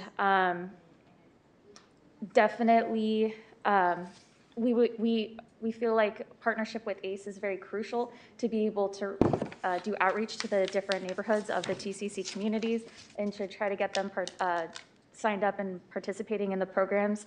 Sometimes the hardest part with programs is outreach and being able to reach all the eligible residents. So definitely, we will be following up with ACE to do our best to outreach to as many residents as possible who are eligible for this program so that we can, get the highest rates of participation possible. Thank you. And another. And Councilmember Zepeda, yes. through the mayor, if the council approves this, then we would make adjustments for fiscal year 24-25 to take this policy request into consideration, and so then it would be incorporated into the city's budget. Thank you. Do you happen to know how much seed money you need to sort of kick off or continue the program?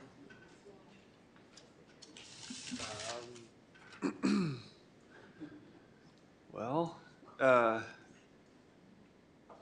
I mean, I'm not sure. That's a good question. And it would just be seed money. And if we don't have the answer, we can figuring out how many homes we want to start off with. Explain that, yeah. We could follow up, after this meeting, and then develop an implementation plan. Okay. And then the other thing we might want to look at as well, I know we're focusing a lot on solar, but we've recently been talking about wind as well. And we can install wind power in various homes. They take less space, and they can generate just as much, or if not more, power with less space on top of roofs. And in a lot of areas of Richmond, especially at Hilltop, I mean, we can power all of Richmond with just the wind up there. It gets really windy. So looking at other options other than solar might be another good idea, especially if rooftops don't have space that's needed. So that's it for my questions there. Thank you. Councilmember McLaughlin. Yes, I just wanted to clarify. I don't think I clarified this at the beginning. ACE is a wonderful community organizing group, and they would do the organizing work. They're not, when they say this is their Healthy Homes and Healthy, whatever, Energy and Homes campaign, they're meaning they're going to reach out, do the advocacy, do the connections with the community. They are not the funding mechanism for this. So that's why they want to partner with the city so that, and Samantha gave some wonderful synergies that we already have in place, including the TCC grant. But there are other opportunities, which is why ACE is suggesting that we hire an Inflation Reduction Act coordinator. I guess that's a name that has been used by other cities to hire somebody to access as many grants from the Inflation Reduction Act. And one of these grants is the Community Change Grant that Councilmember Robinson spoke about. And that, I just want to highlight again to the city that there is a deadline to apply, and the earlier the better. The deadline is November 21st, 2024. We might, I realize we want to wait until we get more, another staff person on board in the Environmental Initiatives Division, but we also, maybe we have some other avenues of seeking out that grant. So, even before we're ready yet to get that person on board, so we don't miss the deadline. We want to get as many opportunities available and synergize what we already have available. So I think that's all I wanted to say. Well, last year, 2023, PG&E had a $2.24 billion profit. PG&E is in charge of, and they own all of the infrastructure that delivers power to houses. So it would probably be in their interest to find ways to manage how power is delivered. And microgrids would take a lot of issues off of their plate. So it might behoove us to write a joint letter to PG&E asking them to help us in this endeavor. My dreams would be to start with Nevin Community Center and having Nevin Community Center work with the houses around the center so that we could actually start setting a model where the city and private citizens, homeowners, work together to create microgrids that would empower each neighborhood. Anyway, that's a direction I would like to see us move, and I see Councilmember Willis.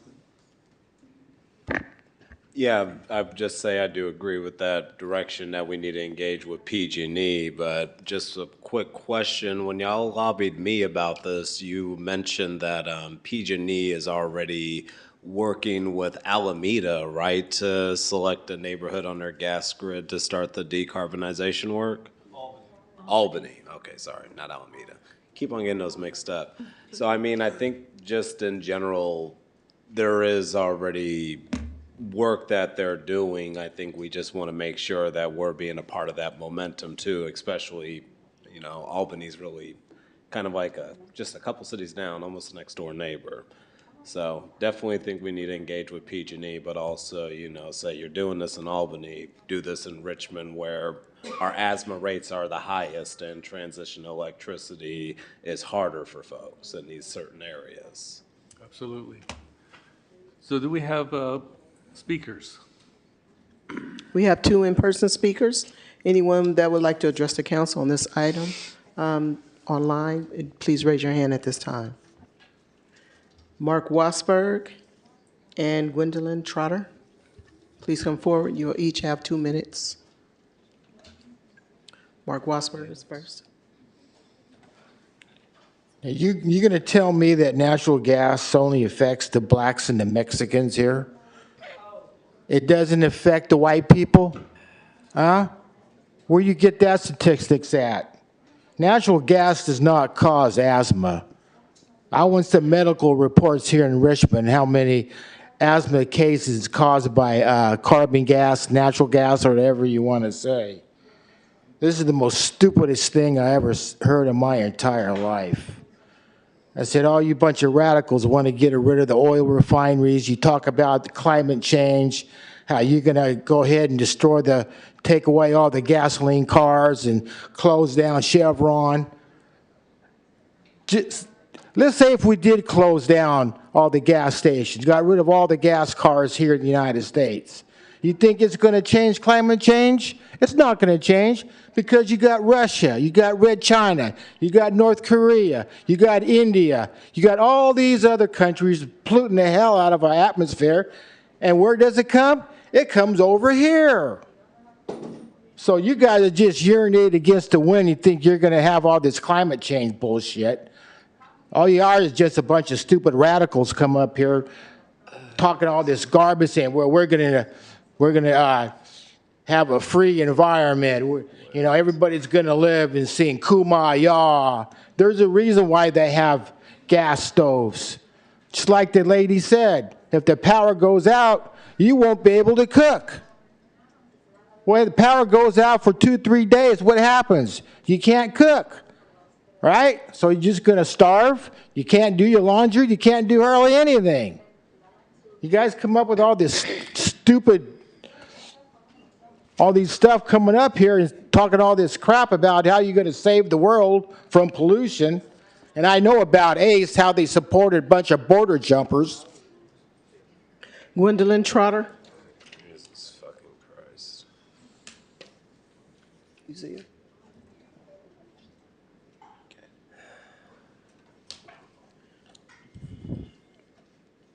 Mayor Martinez and 2 other council members. I may be premature, excuse me, on speaking on this because I hadn't seen the presentation and I didn't get all the information, but I was concerned, I wanted to speak because I had read that 42% of the children could, not knowing, not positively, that wasn't a fact, but could acquire asthma because of gas stoves. And I'm saying that sounds kind of ridiculous to me because we have passed laws where you can have recreational drug smoking. You can smoke drugs you do in your home. You can do those things. There's smoke Then we have butane. We use that. That comes from gas. We use that. That's in the homes and on the street and everywhere else. And I believe that the air is being polluted not by gas stoves. And because we've had gas stoves for years, and asthma is just now becoming increased because of gas stoves. No. And we have cigarette smoking. Every time there's a business in Richmond that's a new business, it's a smoke shop. You're not regulating that. We have street people cooking every day on the street, polluting the air, unregulated. I don't understand why you would want to get rid of gas stoves. And I have a lot of questions now that after I saw the presentation. Your time has expired, ma'am. Oh, heck. Thank you. We do not have any speakers that are online. So that was our last speaker. Okay, thank you. Councilmember Willis. Thank you. One thing I forgot to mention in my report is ACE was also part of the groups that was the Racial Justice Coalition advocating for the African American Wellness and Holistic Center too. Wanted to make sure I shouted that out. But I think the main thing that really stuck out into my brain when this first was brought up to me is the fact that there is this transition away from natural gas that's progressively ramping up and more people are going to be left behind on the grid. And I swear every single year, especially during the pandemic, I've just seen the cries and concerns about how high utilities are getting, especially with winter and extreme weather conditions. Even my gas bill this past year was this past month was shockingly higher than I ever expected.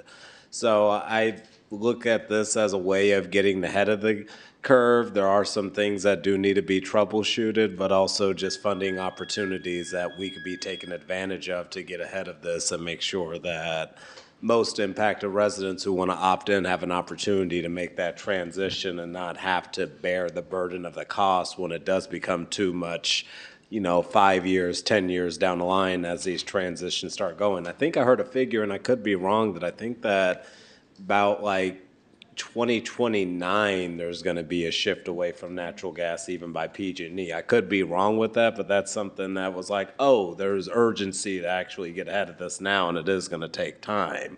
So I did just want to provide that comment. I had some of the same concerns too about blackouts or power outages, but when we're talking about installing solar or even installing wind, and that's some projects that we even done in Atchison Village to where folks came down to actually do free solar installs, so folks had an alternative source of energy. We already have a footprint in doing that. Now we have an opportunity to really expand and continue that green energy economy that Richmond's been building towards for many years. So those are the comments I wanted to add to this discussion. And yeah, thank you, Councilmember McLaughlin, for sponsoring this, and Mayor and Vice Mayor Jimenez. Councilmember Robinson. So just a quick comment. Again, I'm in full support of making sure that we move forward on this in the next budget year.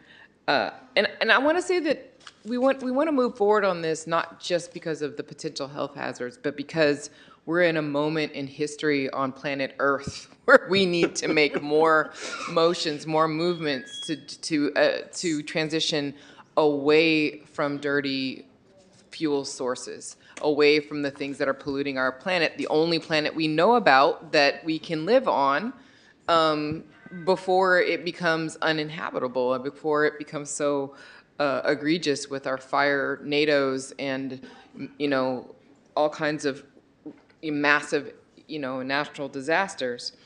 And so I really envision Richmond as a potential, leader in this new just transition future, as ACE has proposed. And that there's a few things that we need to do to make that happen. One of them is we need to get a good plan, so we're working together, stacking functions, using different, pulling different grants together so that we're thinking ahead about having that solar on houses as well as transitioning the utilities so that people aren't left out, and putting our money where our mouths are. So, this really can't happen unless we have enough staffing, so we're not running people into the ground trying to have one person do all the work. I really do feel like this is the future of where the city needs to go, and that we can really, dust off that climate action plan and put it together with these initiatives and really bring it into the future so that we can really be, transition from a fossil fuel city to a refinery city to a just transition city, a city of the future with clean energy. Thank you. Vice Mayor Jimenez.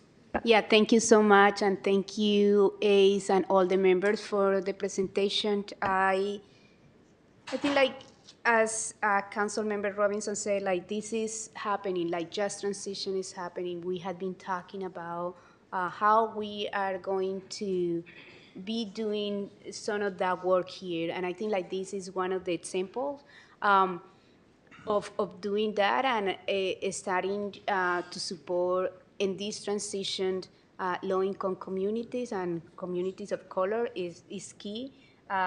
What is important in this item is that we are asking for an IRA coordinator so that the money that is at the federal and state level for these kind of projects, the city can take advantage of, right? We cannot pretend that we are trying to do this just transition without really seeking for the funds that are out there. Like, we don't have the money to do it all, but I think, like, having a coordinator who can help to enhance the bucket of funds that we can access to will be great. For me, one of the concerns is, and we will see it with the pilot, I like the idea of the pilot project, so we will see how from there, what we learn, what lessons we are learning from that, and start kind of like being more innovative on that. But it's not a secret that PG&E is not is a good company that is providing energy for everybody. No, it's really unreliable. And I think, like, one thing that we need to start thinking is about what is the alternative? What is the alternative to this? If the reality is that legislation and the planning cannot wait to move away from fossil fuel, right? I am not saying that electrification per se is the answer to save the planet. I think it's just one path, and I think, like, we need to be more innovative about what that path looks like, and how is more about resilience and control, community control of the energy that it can be produced through solar, wind, and all of these. How these pilot, like, neighborhood projects can be also an example of how at that level can energy sustainability and community resilience and ownership can be done as well. So I will be looking forward to see how we can start this project, what we learn from there, to continue in this path of really do good for the planet, because it's just one, and we are cooking ourselves here. Before I turn the floor over to Councilmember McLaughlin for a motion, I'd like to share an economic FYI. I put solar panels on my house. My last bill, $26 electricity. I have central heating. I have a hot water heater, that's gas. I have a dryer, that's also gas. My gas was $120. So that $120, of course, part of the cost was delivery, part of the cost was the gas itself, and the $26, $20 of that was actually for the delivery of the electricity, and $6 was for the electricity itself. So economically, solar panels are a way to go. And I would instruct everyone who gets an electric bill to look at it and see exactly how much of that bill goes to gas and how much of it goes to electricity. And then consider whether or not you have solar panels on your house, and just try to imagine what it might be, what that cost might be if you didn't have them, or if you could have them. Anyway. Yes, yeah, thank you, Mayor, and thank you, everyone. Thank you, Ace, for the wonderful presentation. I just want to make one quick statement, and then I'll make the motion. I want to follow up on what Councilmember Robinson and Vice Mayor Jimenez were saying about, how important the this issue of saving our planet, if you will.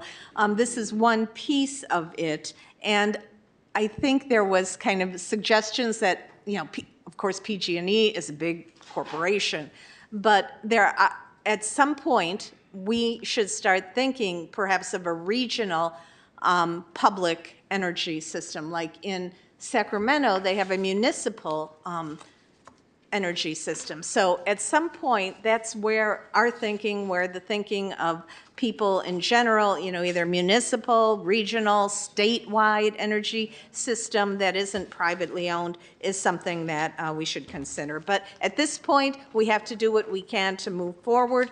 And so this is the motion.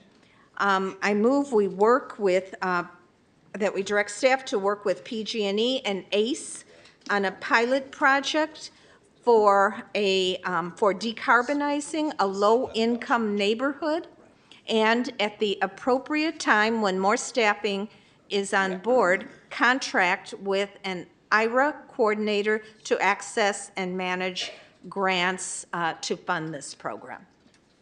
I second it.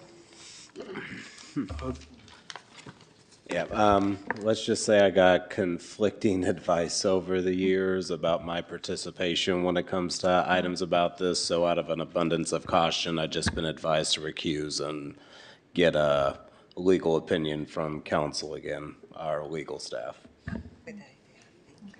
Thank you. So, yeah, a second from Councilmember Bana. Roll call.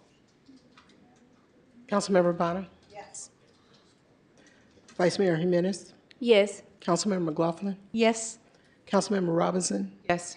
Councilmember Zepeda? Yes. And Mayor Martinez. Yes. The motion passes with Councilmember Willis abstaining from this item. Recusing yourself. And once again, I want to thank ACE for bringing this forward to the City Council for consideration. Thank you. Next item. Next item is item X1, and that's to receive a presentation from the Bay Area Air Quality Management District explaining the recent settlement of Regulation 6, Rule 5. Good, thank you. Before BACMED begins their presentation, I would like to frame this issue. I would like to say that this day is long overdue, and it was brought about with community, agency, and political diligence. So before I turn the floor over to Bay Area Air Quality Management District, I want to thank all of the organizations and individuals who have pushed to get us here to this moment. This is not a joyous day. This is not even an event to celebrate. We are not here today to rejoice. We are here today to acknowledge what this agreement means. The monies that have resulted because of this delayed action by Chevron is not a windfall. They are the results of suffering. The health of our residents is a collateral for the fines. The money that will be received were paid for by the respiratory systems of the children, women, men, and paid for by the degradation of the environment that has the unfortunate proximity to an industry that has delayed technology that they now acknowledge will improve the air quality and existence of life near their facility. So if anyone here is expecting a thank you, I say to you, you are in the wrong building. Thanking the oil industry for doing what they should have done from the beginning would be equivalent of a victim of physical abuse thanking the abuser. As I've said before, we are here to acknowledge the suffering of our frontline communities and to commit our efforts to make amends for those affected by the preventable pollution. This day exemplifies that the days of Richmond being victimized by corporate greed and malfeasance are over. We will stand up for the many and fight the powerful few that don't see our worth. So, Ahmed. Thank you, Mayor Martinez. It's good to be here, and it's appropriate to follow the last item, which deals with, obviously, indoor air pollution plus electrification, buildings, and so we follow it now with outdoor air pollution. And I'm John Joya. I'm proud to represent West County on the Board of Supervisors, and for the last 17 years, I've also been a member of the Bay Area Air Quality Management District Board. And I'm joined here tonight by our Executive Officer, Dr. Philip Fine, who joined us from the Biden administration, where he had been a senior administrator at US EPA, overseeing and heading environmental justice and other programs. Greg Nudd, our Deputy Executive Officer of Science and Policy, and Viet Tran, our Deputy Executive Officer of Public Affairs. Joining us online is Sandy Crockett, our General Counsel, Dr. Meredith Bauer, Deputy Executive Officer for Engineering and Compliance, and Pamela Leong, Director of Permitting, and they will be available for questions.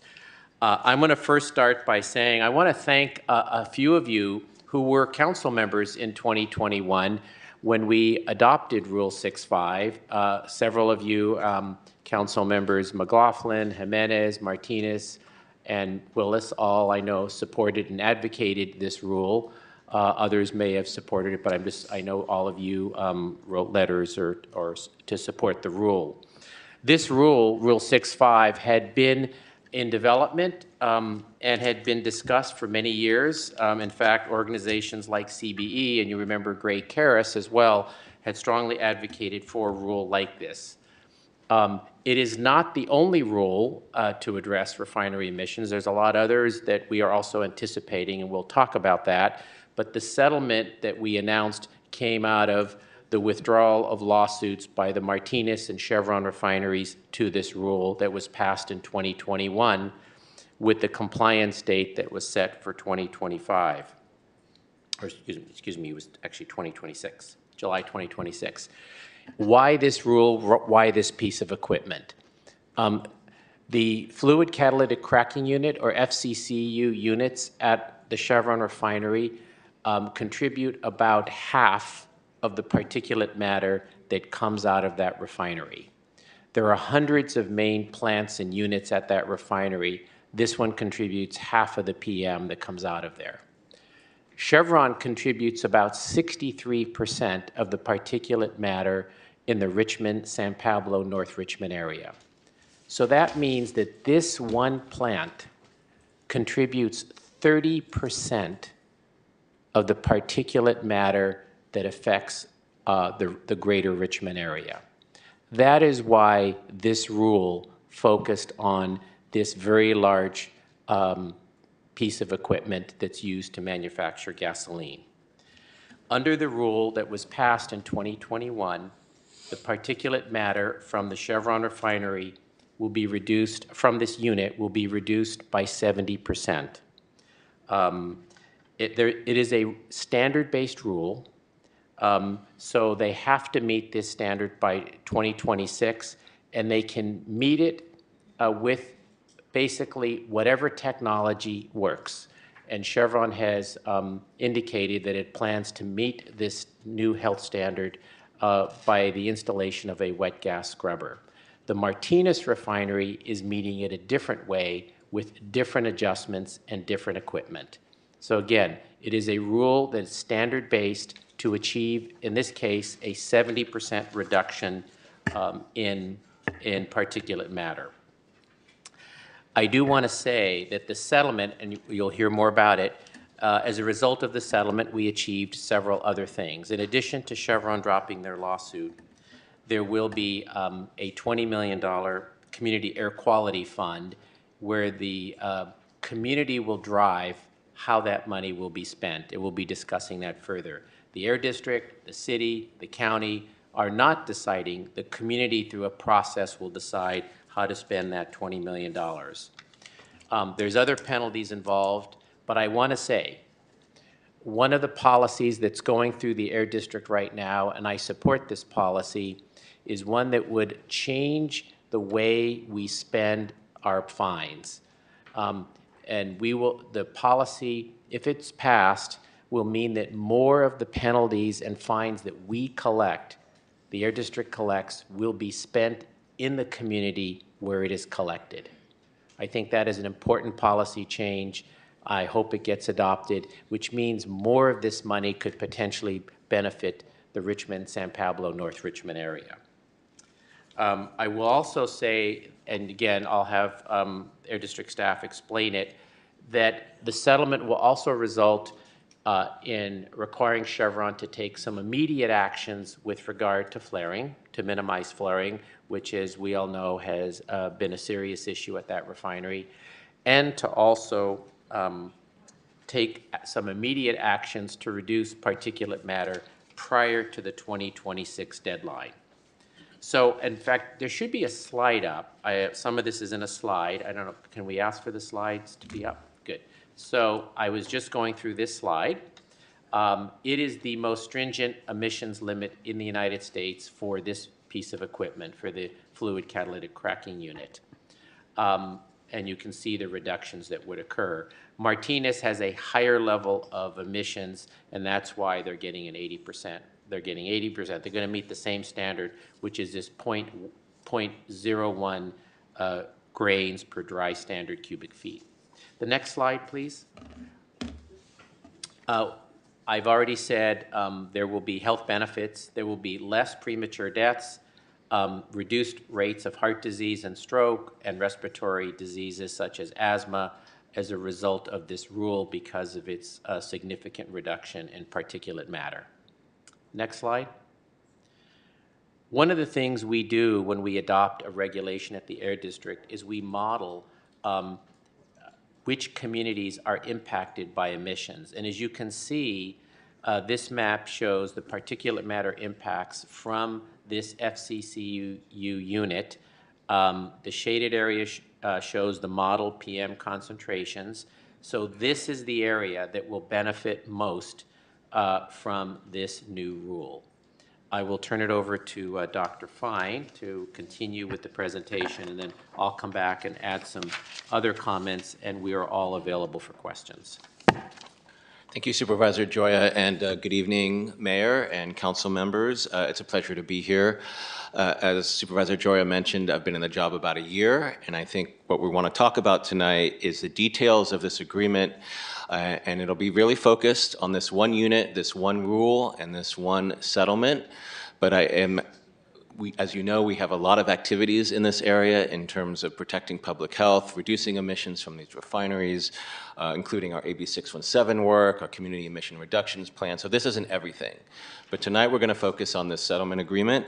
Again, we are not here to claim victory, but we have defended the most lawsuits from the refineries. We have stood up to big oil, and we have won in this legal battle in a way that's going to benefit the residents of Richmond. So we are proud of how we stood up, and we are proud of what we achieved with this settlement. Next slide. So the rule was passed, again, the most stringent rule in the country for these types of refining units. And it was a hard-fought rule. It was before I started at the district. But it engendered 2 lawsuits against the Air District for the rule, one by Chevron and one by Martinez Refining Company. The claims were that we failed to comply with CEQA, which, as you know, is often a cause for litigation, but also that the rule was too expensive, we didn't account for the cost properly, and various other things. So the trial was pushed back a couple times, but most recently the trial date was scheduled for February 29th, but now that's been canceled due to the settlement agreement. Next slide. So I'll just walk through some of the provisions here. This isn't everything. It's a 50-page agreement with Chevron. And I have our General Counsel, Alexander Crockett, on the line to answer any detailed questions, although I'm pretty familiar with the provisions. The biggest headline here is that Chevron drops a lawsuit. The rule stands as it is with its compliance date in 2026 for both refineries. Chevron expects it will need additional pollution control equipment to comply, to bring the emissions down to this level. They have talked about a wet gas scrubber as the compliance mechanism, although the settlement nor the rule require that. It just requires that they meet that 0.01 limit. But there's lots of other things that are in the settlement agreement that are positive for the Richmond community. First, Chevron agreed, even before this, the rule required date of July 2026, that there will be interim PM reductions, that they have committed to certain measures between now and then that will get emission reductions prior to that. And as we go forward and they take those measures, we will measure the emission reductions that they're achieving and be able to report on that. As Supervisor Joya mentioned, they are contributing to a community air quality fund to reduce PM exposures around the refinery. We are committed to make sure that's a community-driven process. That process hasn't started yet. This settlement is still relatively new, but we'll be working with our board, our community partners, and with everyone in Richmond to figure out the best way to program and spend this community air quality fund. They have put $20 million into this, and as soon as projects are ready, we can start drawing down. By July of 2026, they will, even if we don't have all the projects in place, they will make a lump sum payment. And for every year after July of 2026, if they've still failed to meet that standard, they'll contribute another $3.5 million to that fund. They have also agreed, and they expect that they're not going to be able to comply by July 2026 because putting on that equipment is a multi-year process. They've agreed to penalties that are very, very high and correspond to some of the maximum penalties allowable under state law. So $17 million per year for every year past that initial deadline for 3 years, and if it goes into a 4th year, it'll be $32 million in penalties. Next slide. In addition, Chevron over the past several years has racked up a lot of violations, some for flaring violations, others for more minor violations for administrative matters. But part of this agreement, Chevron has agreed to pay $20 million in penalties for those violations. These are a set of violations that all occurred before June of last year.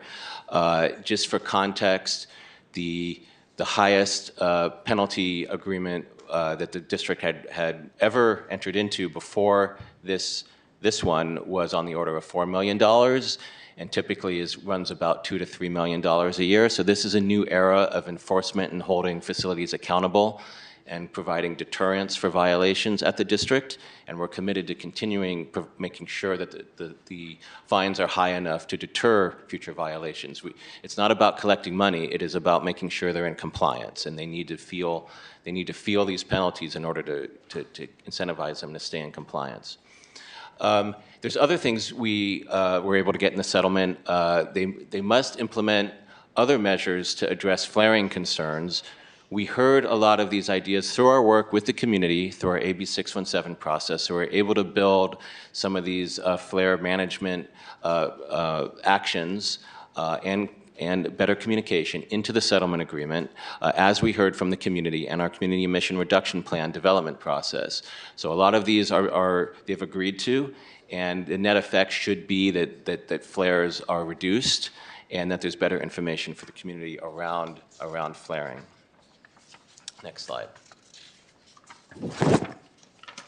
Now, I won't spend too much time on the MRC settlement. As was mentioned, they have a different compliance pathway. They believe they're going to comply with the rule on time. Essentially, they just dropped their lawsuit, which was very important to protect the rule. The only thing we worked on with them is the rule provided for a alternative emissions monitoring system, if it can be shown and verified to be equivalent to the sort of the traditional air monitoring system, which basically is just a quarterly snapshot of emissions. This is more of a continuous system, so we'll have a 24/7 assessment of the PM emissions, so it's better for us to check on compliance status. And we will continue to verify the accuracy of this alternative method, and it'll be used for compliance purposes. So, but if it ever falls out, if it's no longer a valid equivalent method, then they'll go back to using the traditional way. But essentially, given both refineries dropped the lawsuit, the rule stands unchallenged, no appeals, and we can continue to enforce.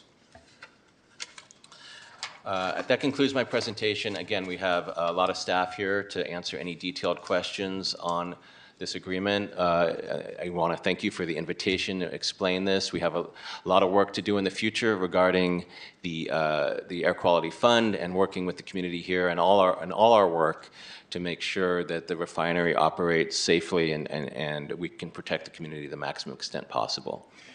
And with that, I'll turn it back over to Supervisor Joya. And the last point I'll make is that, as you know, there is a community emissions reduction plan that was recently released by the resident committee. I know BK White from the mayor's office is on that. There was a city planner on that. It's many residents in the Richmond, San Pablo, North Richmond, Montalvan Manor area. And that plan will come to the Air District in this spring for adoption, and then to the State Air Resources Board.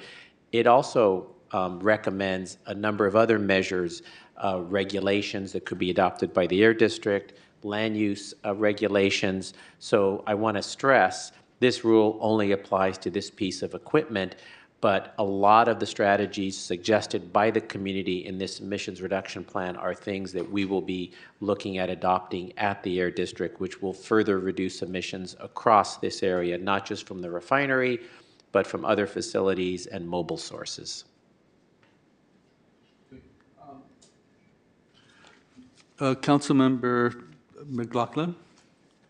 Yes, thank you so much for the presentation. I do recall when Rule 6.5 came about, it was during the pandemic, and CBE was very involved with it. I remember Andres Soto organizing a lot of, speakers. I remember getting on online to speak in favor of it.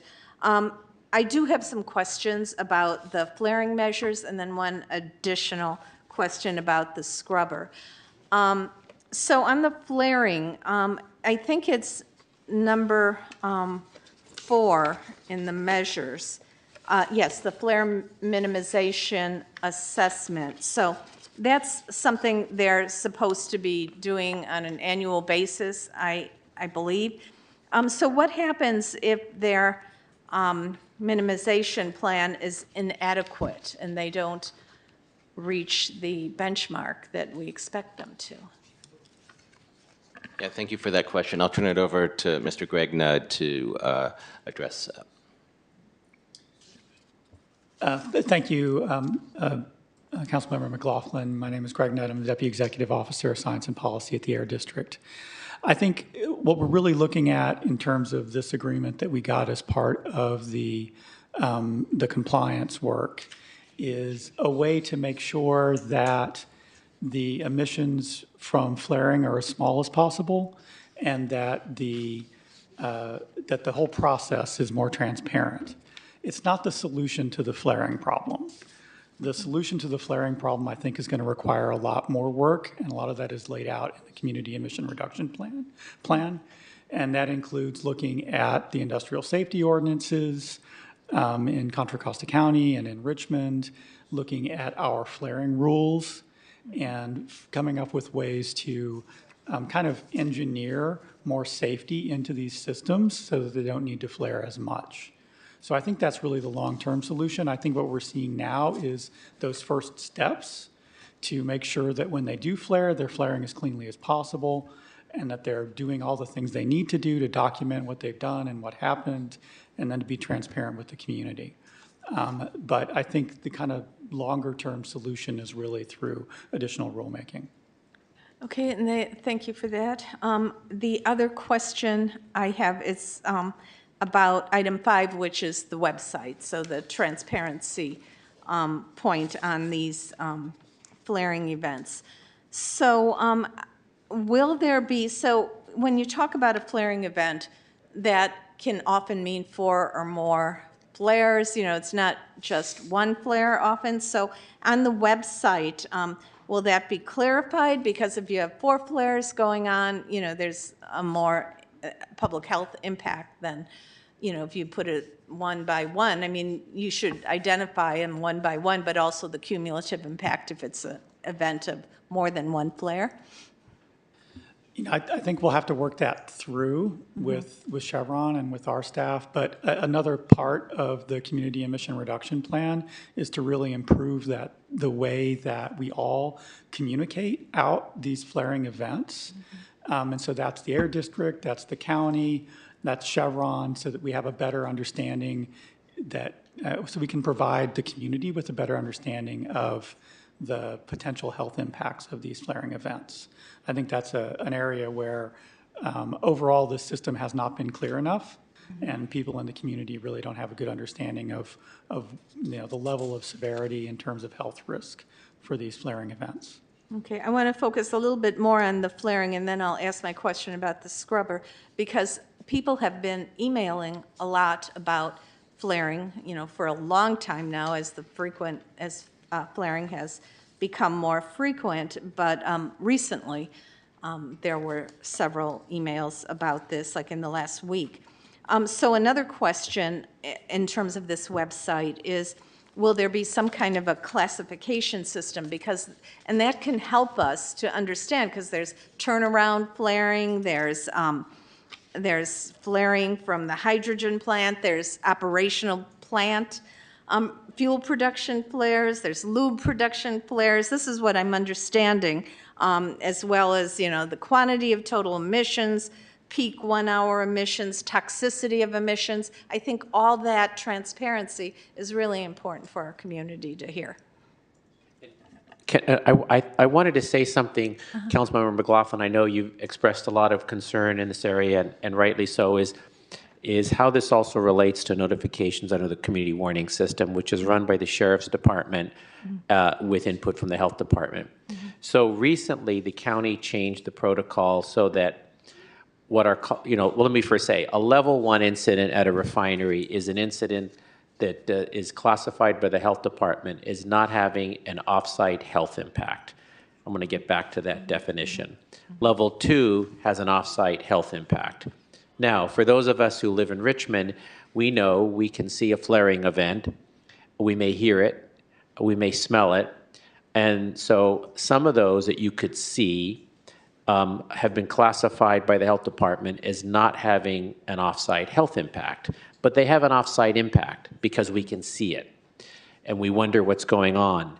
So though in level 1, there's flaring incidents that you don't see or smell or hear, and then there are those that look big but don't have an off-site health impact. So we are working at the committee I'm on with Supervisor Glover to change the protocols of the community warning system so that we use that system to notify the public of more serious level 1 incidents. Incidents that we often get calls about. Gee, I see something, I don't have a CWS alert. We did change the policy so every single incident, flaring incident, even that's level 1, the city and the county are notified, right? And then you're putting those out on Nixle, which is why I think people are seeing more flaring events, because previously these level 1s weren't being reported in real time. So we are working, though, on a policy that gets more information out on cell phones and landlines and other ways for those serious level 1 incidents that may not be classified as level 2 with off-site health impacts. So we're working on that. Hopefully that'll happen in the next few months so that we will get more information out through that system. Okay, so in that vein of thinking toward understanding more about various major flaring events in particular, even though the smaller ones, I think, do have an cumulative impact when people have lived in around the fence line of a refinery for years.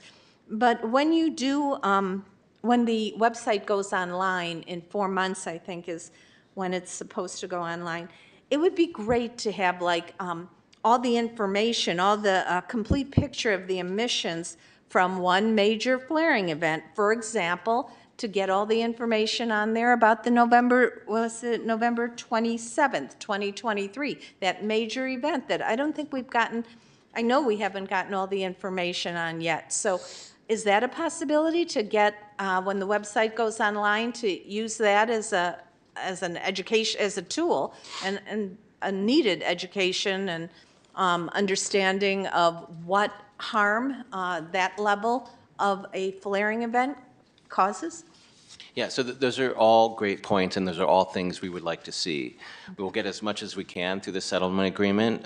Part of this is that they're going to have meetings with the community as they're developing these ideas and what they're going to publish, and we will be there as well to help guide that. I think ultimately we'd like to improve our flaring rules so they're actually just required by rule to provide this information in a timely manner. So we'll be going back and looking at our rules to make sure that not just this refinery, but all refineries are reporting that way.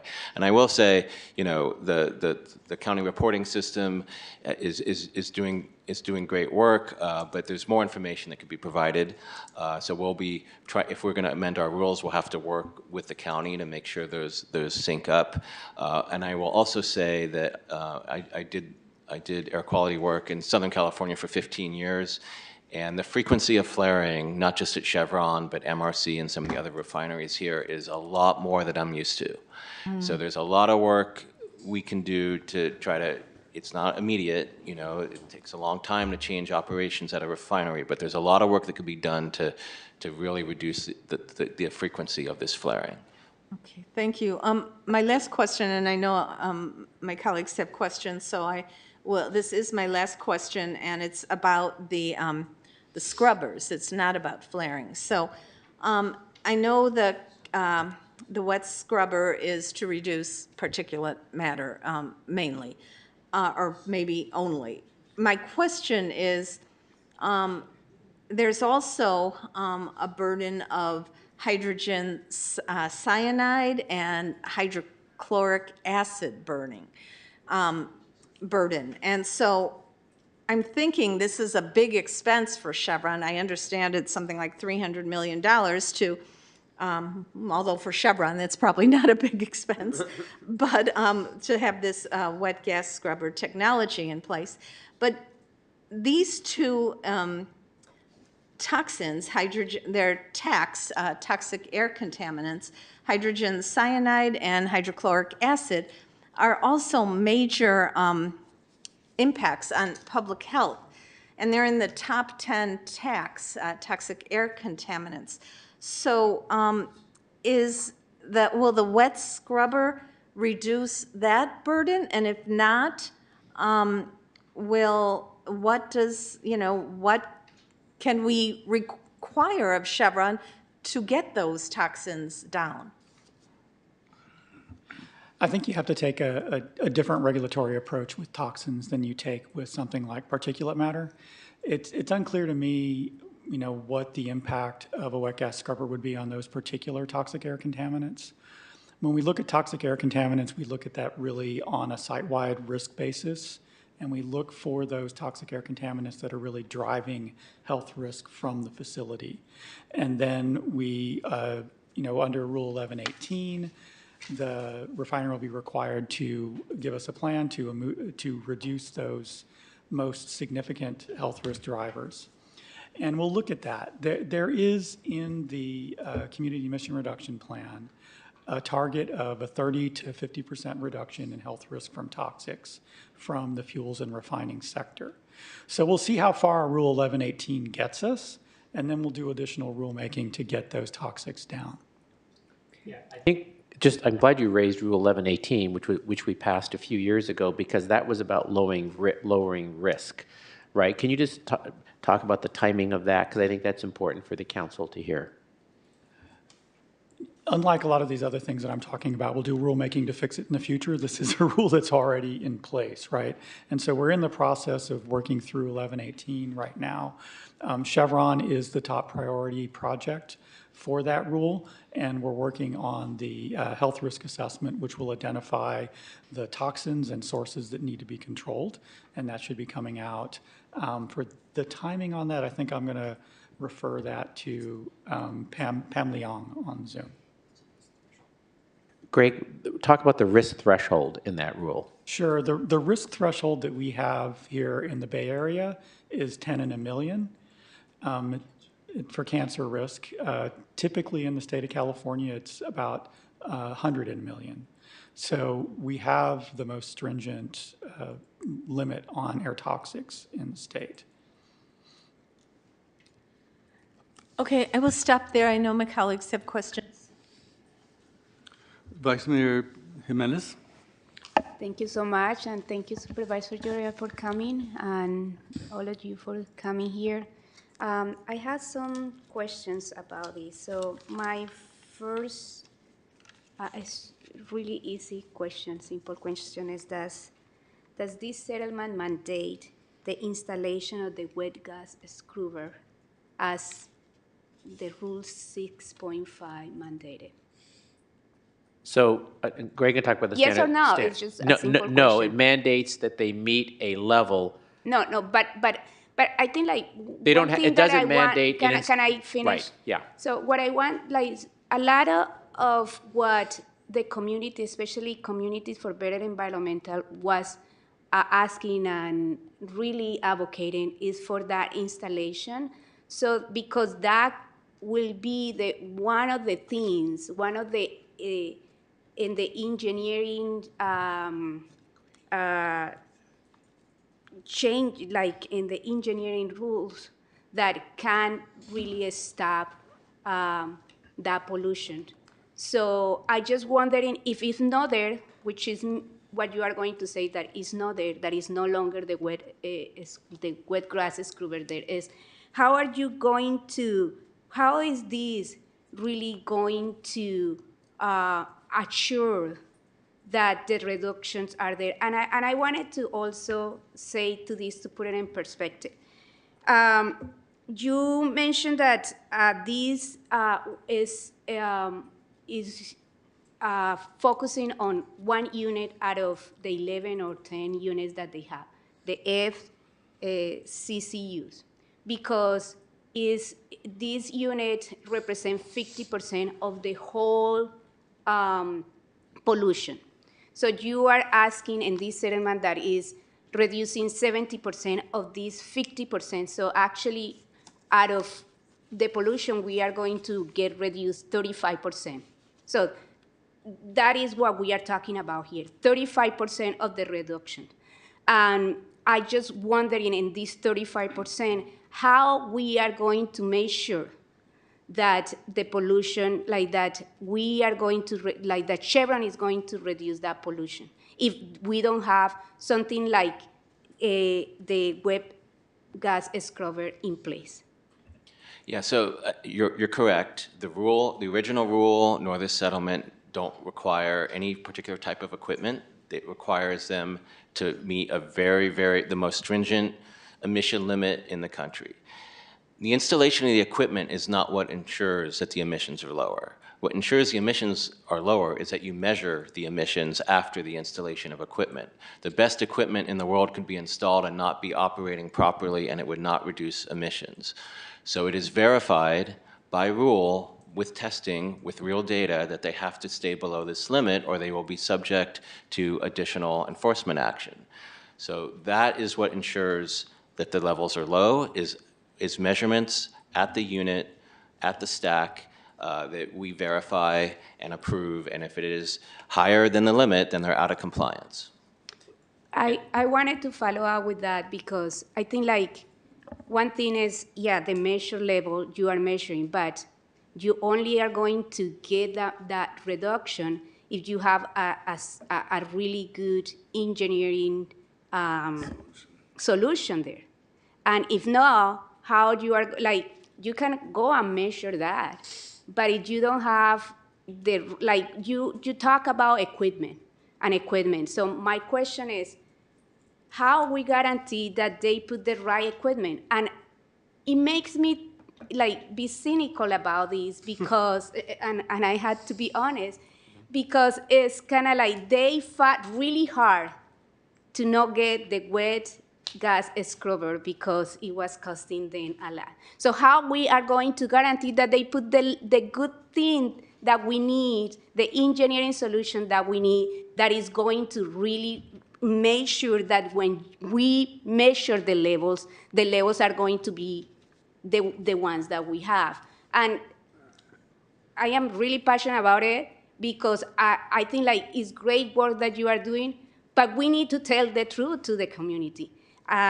So I want to make sure that this is going to reduce and it's not just a talk. So can you answer that question for me? And let me just say, the Martinez refinery, council member, has found a different technology to meet the same standard.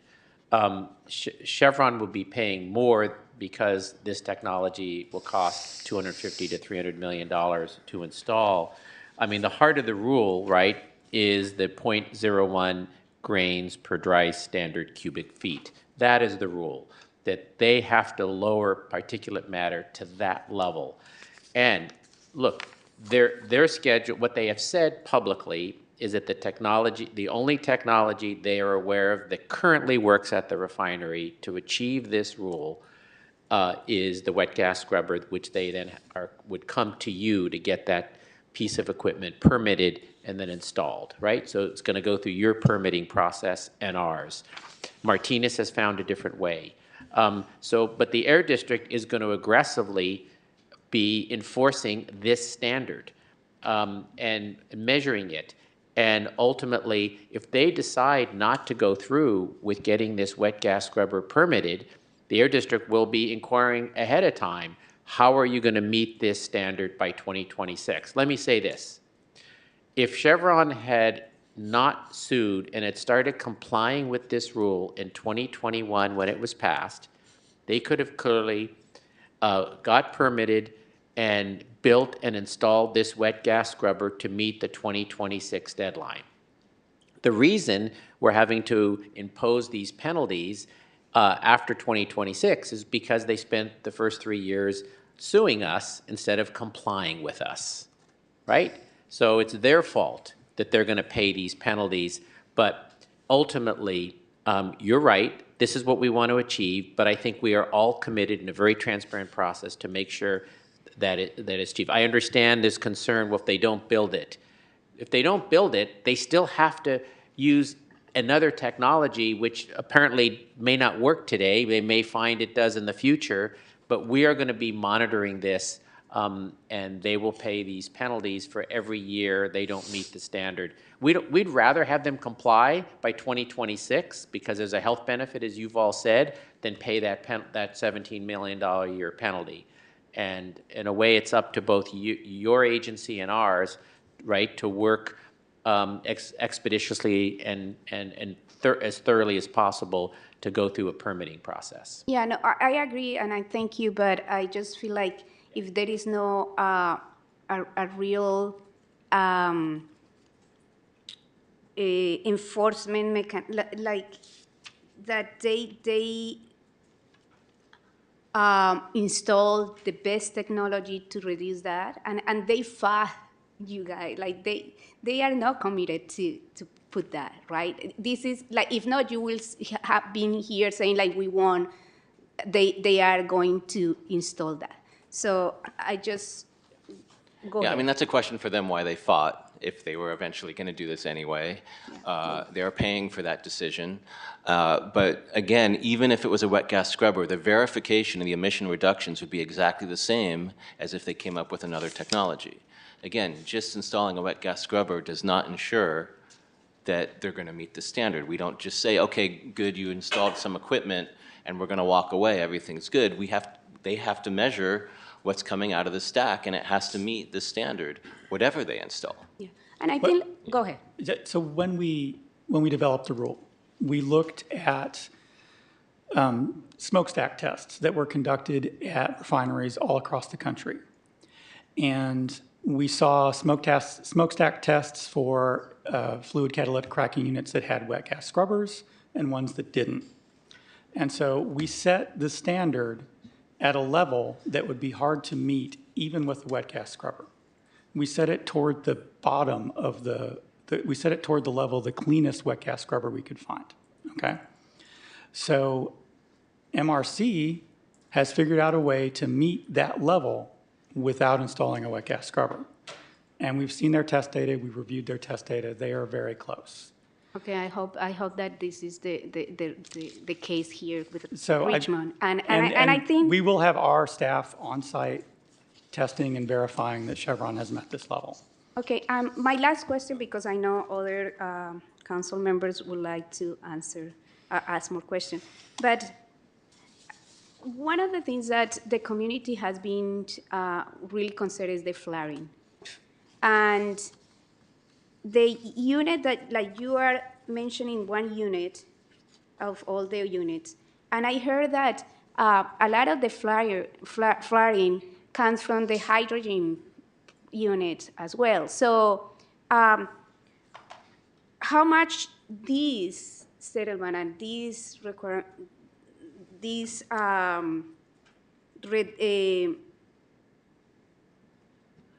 steps that you are putting there and in the settlement, like the automatic simple sample of the flarings, the add natural gas, and the automate steam, will actually reduce flaring. As we said earlier, I think this is sort of the first step in moving us towards minimizing flaring emissions, or maybe the frequency of flaring. These will all help. These are all things that our community partners had mentioned as things they wanted to see, and we were able to include them in the settlement agreement. But as Mr. Nudd said earlier, it's not the end of the story. We have to look at other types of measures in order to reduce flaring emissions and reduce the frequency of flaring. And be more transparent about it. So this is a first step. It's not everything, but we will be taking a look at our flaring rules. So not just Chevron, but all refineries are going to have to work harder to reduce flaring emissions. That's part of our community emission reduction plan. It's part of what is on our agenda to look at over the next year or so in terms of the types of measures we can take. So this isn't everything. We think it could help, and these reflect very closely what we've heard from community members in terms of what they would like to see. Okay, so it's fair to say this is not reducing a lot of flaring, but Bachman is continuing to work on flaring to reduce it another time, right? I'm saying this is a first step. I hope, First and we step, do think but- it's going to reduce flaring emissions. Okay, thank you. Councilmember Bonner? Thank you, Mr. Mayor. Thank you, Supervisor Joya, for quickly accepting my invitation to come. And thank you, Dr. Fine, for keeping your word the first time we met and we were in touch with the Air District scientists. And thank you, Mr. Nutt and Mr. Trent. I really appreciate your open communication channel, being responsive to the community, to the City Council. This is great. And I'm very glad, actually, that you stood up to Chevron and won the case. This is great news for the community. I have some quick question. So EPA has just lowered the limit from 12 to 9. Does it mean that we're going to reduce it by another 25%, the emission of particulate matters?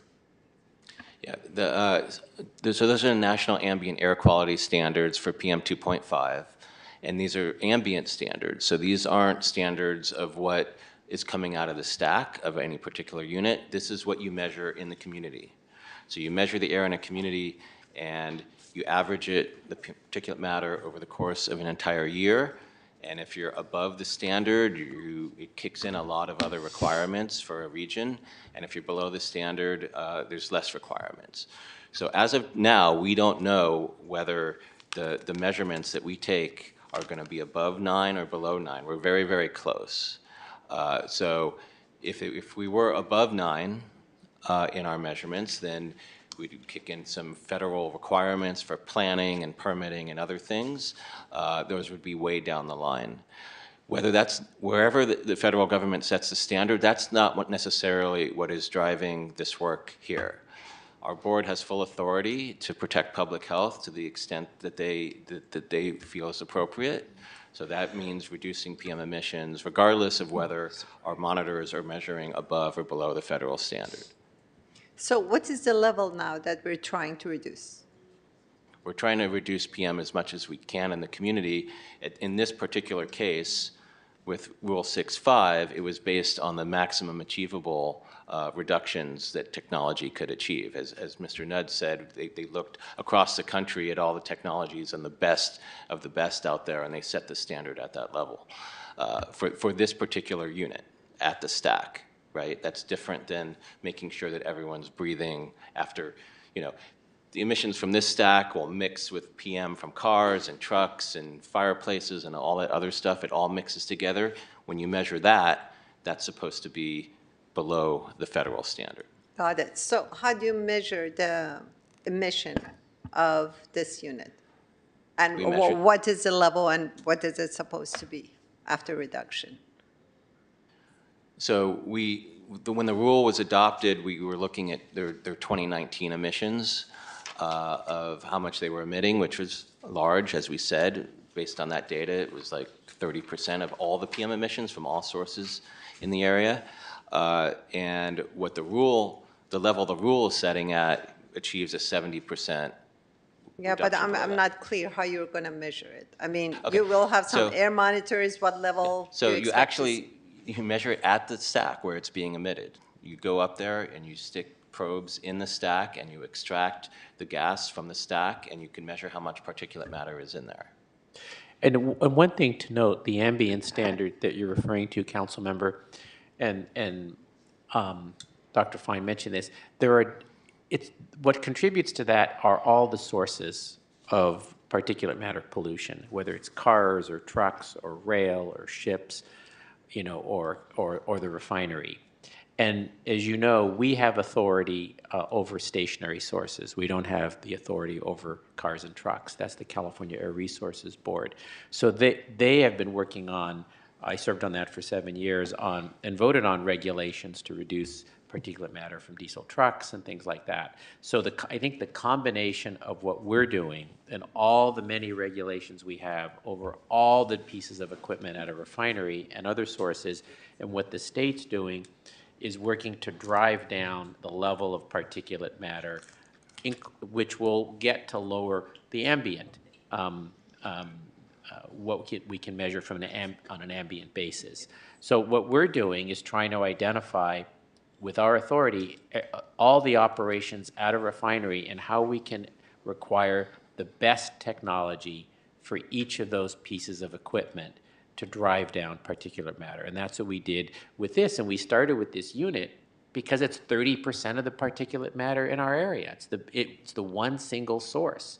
And that's why the environmental community has advocated for this type of rule. But you're right, we can work on other rules, the AB 617 plan is going to actually recommend other rules we can work on. And then, of course, the state's doing a lot of good work in this area. And your prior discussion about, building electrification and working there, I mean, it's all these pieces together. I appreciate that, but I'm still confused actually how it was measured that it's contributing 30%. And another reason why I'm confused, I went to the measurement website for Chevron. It's open to the community. It shows two numbers, one 5-minute average, the other one hourly average. There is no annual average, and there is no level to compare with, like acceptable threshold. So what is the use of that data? So, and I wonder how often you're going to measure it. Is it going to be average? Is it going to be random one time? How's it going to work? So there's a distinction between what we call source testing and figuring out what's coming out of a stack and what you're measuring either at a fence line or in the community, right? As Supervisor Joya said, when you're measuring in the community, you are measuring the sum total of all the emissions that are affecting that one location, right? And even at the fence line of the refinery, you're targeting the emissions that are coming from the refinery, but some of those pollutants are coming from upwind of the refinery, if there's a ship out there or coming from upwind. When you're measuring at a stack, you're measuring exactly what's coming out from that unit, which is what the standard is based on, exactly what's coming out of that unit. So what the rule says is 4 times a year, they undergo a series of source tests to measure exactly what the emission rate is. And the rule says you average that over the course of the year, and this is an annual limit. So quarterly testing to make sure that they're at the limit. And when they're doing that testing, there's requirements that they're doing that testing under operating conditions that are typical. They're not supposed to game the system during those tests. So there's observations, there's other things they have to submit. We have to approve the sampling protocol. It takes a week or two to do the testing. It's a big undertaking, 4 times a year to confirm that they're meeting the limit. And I'm just curious, is it air that you test, or it's like solid residue leftover? You take, I can get technical, you're taking the gas out of the stack, and then you are basically taking the particles out of, seeing how many particles are in there, and then you basically weigh that to see the concentration of the particles in the stack. Okay, so elaborate, sophisticated, and hopefully very accurate. They're all standard EPA methods, and we use the most stringent interpretations of those methods. I have a question. You talked about this being the most stringent in the country. Do we know about the European standards? Are they lower? What levels are they? Do we ever look around? I know Americans have a tendency of having their own, but can we compare? It's hard to say because they use different test methods in Europe, so it's hard to get kind of an apples to apples comparison there. So we cannot tell if they have lower standards or? We haven't looked at that specifically. Okay, thank you. And these don't apply to Phillips 66 and the refinery in Benicia? It's just these two, Chevron and Martinez refinery? Phillips 66 does not have a fluid catalytic cracking unit. This rule does apply to the Valero facility in Benicia, and they are already meeting the standard. Valero installed it, I think, under an EPA consent decree many years ago, and then the Marathon refinery is already doing renewable fuels, so they're not operating an FCC unit. So it applies to any refinery that has an FCCU unit operating, and there's 3 of them. Benicia, Valero, which already has one, and then Martinez Refining and Chevron. But I assume Benicia didn't file a lawsuit, started. Benicia did theirs, had built their wet gas scrubber, I don't know how many years ago it was, but it was under a US EPA consent decree. So they already had one prior to our rule. And no, they did not challenge the rule. I'm sorry? They did not challenge the rule. Oh, okay. They're already complying. Okay, thank you very much. I just have one last question. There are places you go and there are signs about like lead or some toxic carcinogenics, but when you go around the refinery, I haven't seen signs saying that this produces certain chemicals that are not good for your health. Are there any plans of, informing the public? Yeah, so I think you're referring to Proposition 65, which requires that type of notification, like at a gas station. I think even coffee, Starbucks have started to have Prop 65 notices. There's a lot of chemical use at refineries. My guess is they are subject to Prop 65. I just don't know where that is all posted. Some of that has to be published. But we're committed to make sure that as much information is made public as possible in full transparency of the emissions and the activities at the refinery. But I don't know exactly how they comply with their Prop 65 requirements. Maybe Supervisor Joy. No, I was going to say, though, I just had a meeting. I'm chair of the Equity Committee at the Air District this year, and one of the issues we're going to address is taking all the data that's out there, all the measurements that are out there, and really simplifying it so it's easily accessible by residents. We probably have more air monitoring and measurements here in Richmond, West County than anywhere else in the Bay Area. And I was surprised to see even how much of this now is assembled in one place. So we're going to work on, because it's confusing to me, and I'm on the Air District Board, to get all this information out in a way that is easily understandable for the public. Because there are so many monitors out there. Some are better than others, but we want this data to be meaningful and understood by the public.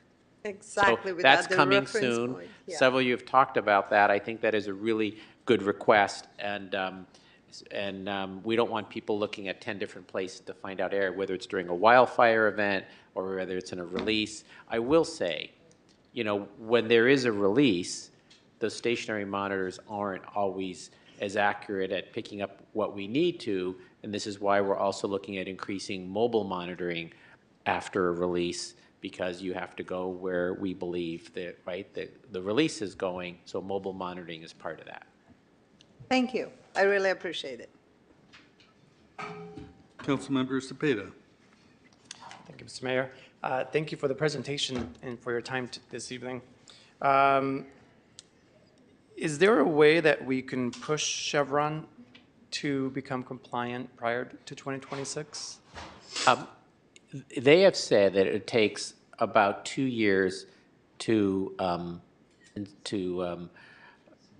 basically construct and install this piece of equipment. Maybe a little quicker, but let's say up to around 2 years. The rest of it is in your hands because they're going to come in and need permitting. And so you working with your city manager and planning director, so really some of this is in your power about permitting the wet gas scrubber. If it's going to take them 2 years to construct, right? I mean, as I say, they would have complied had they started doing some work in 2021. They didn't. We're in early 2024. We're less than 2.5 years off from the compliance deadline. We did not change the compliance deadline, right? It's still July 2026 to meet the standard. So theoretically, if it took you, and it's not going to be this short, if it took you, less than 6 months to permit it, they could maybe meet the standard. But it's going to take longer than 6 months. How long? I don't know, your city manager and I don't want to put her on the spot, your planning director and all that. They're the ones that are going to work with Chevron to process this. So, and there's an environmental review process that has a timeline and requirements for public comment. So it's really up to how long it will take you to permit this. We know it'll take 1.5 to 2 years to construct. It'll take however long it takes you to permit it. I just want to be transparent that we also have to permit this equipment, right. But we're committed to, expediting it as fast as possible because we want to see the reductions as soon as possible. And is your permit before or after hours or concurrent, or who's got to issue it first? I think it go. I think we should send that to the council. Maybe we have Alexander Crockett on the line and also Pam Leong on the line. I think it could be done in multiple ways, but Sandy, you want to weigh in? Yes, this is Sandy Crockett. I'm the general counsel at the Air District. So we'd be working on our permit application concurrently with the city doing theirs. It's likely that we'd have to do a CEQA environmental analysis. The city planning department would most likely be the lead agency for that purpose. And as the lead agency, that has to be the first permit that it gets issued. So we would expect, I think, that the city permit would get issued first. Then we would issue our permit using the environmental analysis that the city did if we had to go down that CEQA road. So we'd be working concurrently. I think the city permit will go first, and then ours would follow shortly after. Thank you. And not to put, as Supervisor Joya said, not to put Ms. Quirrell on the spot, but how quickly can we start the process? And As soon as Chevron provides an application. so it's on their court now. Yes. Perfect. Let's see if we can get them to put in that application. As the mayor mentioned, we don't care for the money. We want to make sure that the health of the people comes first. So if they don't meet the deadline, we get a lot more money, which could sound great, but health and being able to breathe is a lot better. So maybe we can reach out to Chevron and have them push themselves to put in the application. I know that we've had some conversations with them just to ask. Right. We anticipate that they're going to provide a project description to our community and development director, who is also over our planning department. She has 5 divisions, and our resident Chevron expert, Ms. Velasco. And so upon receipt of that project description, we will confer with the city attorney's office and develop a timeline for consideration with the council. Thank you. Thank you. The $20 million, you mentioned that the community is going to be able to opine on how it gets used. So first off, thank you for allowing the community to do so. How are we choosing which communities and who's going to be appointing them? Good question. So as you know, right now, we have an AB 617 Community Steering Committee, and I think you've met some of them, and they've made presentations. So they may be a starting point, but I'm sure there may be a request to expand that or make it broader. So the Equity Committee of the Air District is going to take up discussion of that on the process. And I know we've been committed to having community really be select community. So, and that's always challenging. Who's the community that selects the community, right? So, and you know, if you have ideas, you're welcome to provide your ideas on any process. You know, I've heard a number already come in, but that will be an open public discussion at our committee meeting and then go to the full Air District Board. But we will be looking to what the AB 617 committee recommends as well, since they are already doing a lot of this work and making recommendations. We'll hear from others. You know, you have various structures in Richmond. You have neighborhood councils. San Pablo doesn't. So I think we want to hear those thoughts, but so it's community-driven, council member. Thank you. And is it safe to assume that the 20 million is not just in Richmond? So the 20 million is for the area impacted by the refinery, which includes Richmond, North Richmond, San Pablo, sort of the study area that we've looked at. Of course, the AB 617 committee, right, deals with Richmond, San Pablo, North Richmond, and some of the other unincorporated areas that are impacted by industry, not just by Chevron. These focus on impacts from Chevron, and again, those are the predominant communities, Richmond, North Richmond, San Pablo. I will also say, as I said earlier, I support a policy change, and I think some of my colleagues do as well. We'll see if we can get a majority that would spend more of our penalty money in the community where we collected it. So, you know, there's 20 million that we're collecting for past violations. There's potentially other future penalties if they don't comply with this deadline. So I think the idea is hopefully we'll have even more than this $20 million, because I think it is fair and equitable for the community that absorbed the harm, that led to the penalty, get the benefits of that penalty. So we're working that through now, that policy. I'm speaking about it because the staff's not talking about that because it's not the policy yet, but it's a policy we're going to work through our Air District Board and Committee. Well, I agree with that policy. I do too. I back you there, so thank you for that answer. In speaking about communities that are impacted, in Chevron's in my district, District 2, but we have other polluters. What are we doing there? Chevron is the largest, but not necessarily the biggest polluter. as I've been told, or where I see out there, we have others that we haven't quite targeted. Are we going after some of the others? Yeah, I'll make a general comment, then turn it over. The AB 617 Community Emissions Reduction Plan does identify addressing pollution across all sources, right? Whether it's mobile or stationary. And then it also recommends land use things that we can both do. I think that the land use changes we put in effect in the county before we declared the moratorium on fulfillment center warehouses in unincorporated North Richmond. Our land use policies require, like the FedEx facility, to be all electric in 5 years. So that, in fact, on day one when they opened, I think it was a third of their fleet of vehicles were zero emission, and then the schedule is to go to 100% by year 5. That's something that the community wants to see more of. In fact, when you permit a fulfillment center or something like that as a land use change, you can put that in the land use permit. That's what we did. So I think the Community Emissions Reduction Plan addresses a lot of things from other sources as well. Yes, and from small to large. I know Chevron gets a lot of the attention as the largest single source, but if we want to improve people's health, we want to address all sources of pollution. So I'll turn it over to other comments. I have asked, by the way, on requests from a number of residents, and I haven't heard back yet, Dr. Fine, but the Air District's looking into issues related to the wastewater treatment plant, since there are residents in Point Richmond who contact us have said, what's going on there, and we are working on that issue, and we'll be getting back to the community. I think Dr. I think it's Dr. Bauer, I know, has been working on that. Anyway.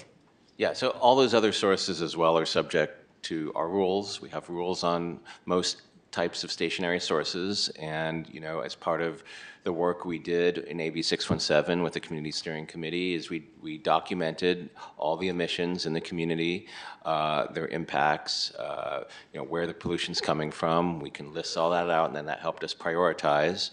And a lot of the work coming out of the Community Emission Reduction Plan is helping us prioritize how we address some of those other sources. Do we need to tighten up on the rules? Do we need to enhance enforcement? Are there other measures we can take to reduce emissions there? Again, the wastewater treatment plan is one. There's the ancillary facilities around the Chevron refinery that aren't necessarily owned by Chevron. They're all subject to our rules, and in areas where we're not stringent enough and need to tighten up, and the community has prioritized it, that's where we're going to focus. And you mentioned enforcement. Are you able to do, or are you currently doing proactive enforcement? Meaning, so Veolia was brought up. From the last time Bachman was here, they mentioned, and I'm paraphrasing because I don't remember the exact words, but it's not until they get a call that somebody comes out to monitor. Now, Veolia has a system online that you can see the spikes go up and down, right? We don't need somebody to call, so could you go back into our system, we have historic information, and then look at all the spikes and say, okay, for each one of these spikes, you get a fine, right? Without a phone call, we don't need a phone call. Yeah, so there's two types of enforcement we're talking about. One is we have inspectors on site every day. We have dedicated inspectors to this one facility, a handful of dedicated inspectors to this one facility, whose sole job it is to try to keep this facility in compliance and give them tickets, violations, if they're not. And then there's incident response when they're having a large flaring event or an odor event or some other type of upset condition. So we are enhancing our incident response program. That there's sort of 3 elements of that. One is better and faster and a more complete communication to people as an incident is happening. The second is partnering with counties and other first responders that are out there as well and are being called and have their own programs, and making sure we're all on the same page and complementing each other as we're responding. And the third one is trying to get better air quality information. So as Supervisor Joya said, there's a lot of monitoring going on in this community. Some of it's being done by community groups, some of it's being done by us, some of it's being done by the fence line at the refineries that's required by our rule and state law.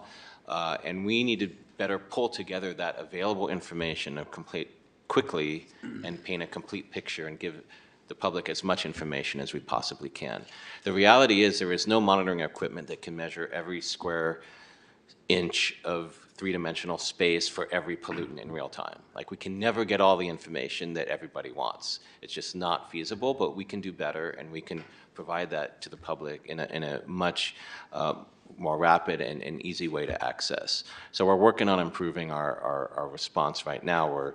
I was actually at Supervisor Joya's urging over the last year or so to really enhance that, and we're about to bring a program forward to our board over the next couple months to enhance it. Thank you. And was that program for the alert system, or which program was that? This is a program of the Air District, to show all the monitoring and measurements that are out there today in West County. Yes. Separately, we're working on changing protocols for the community warning system, which is more notification.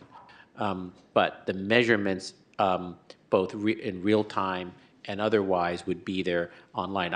There's a site now which I think we're going to wait to improve it so it looks really good, really understandable before we start really publicizing it. But there is a site now, and there were at least like 10 different types of measurements and monitors out there, from Purple Air to the ones groundwork Richmond put in with Air Board funding.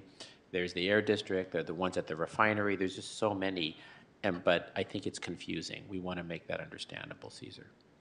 Okay, and then in regards to the alerts, are we able to use some of the funds to have one consolidated alert system? Right now we have NIXL, we have the community warning system, we've got the Veolia system. Yeah, well, I mean, the NIXL system, right, is separate. That's not our system. I don't know exactly who operates NIXL, but the community warning system was originally designed many years ago to tell people when they needed to take action, like shelter in place or evacuate, and it's mostly shelter in place.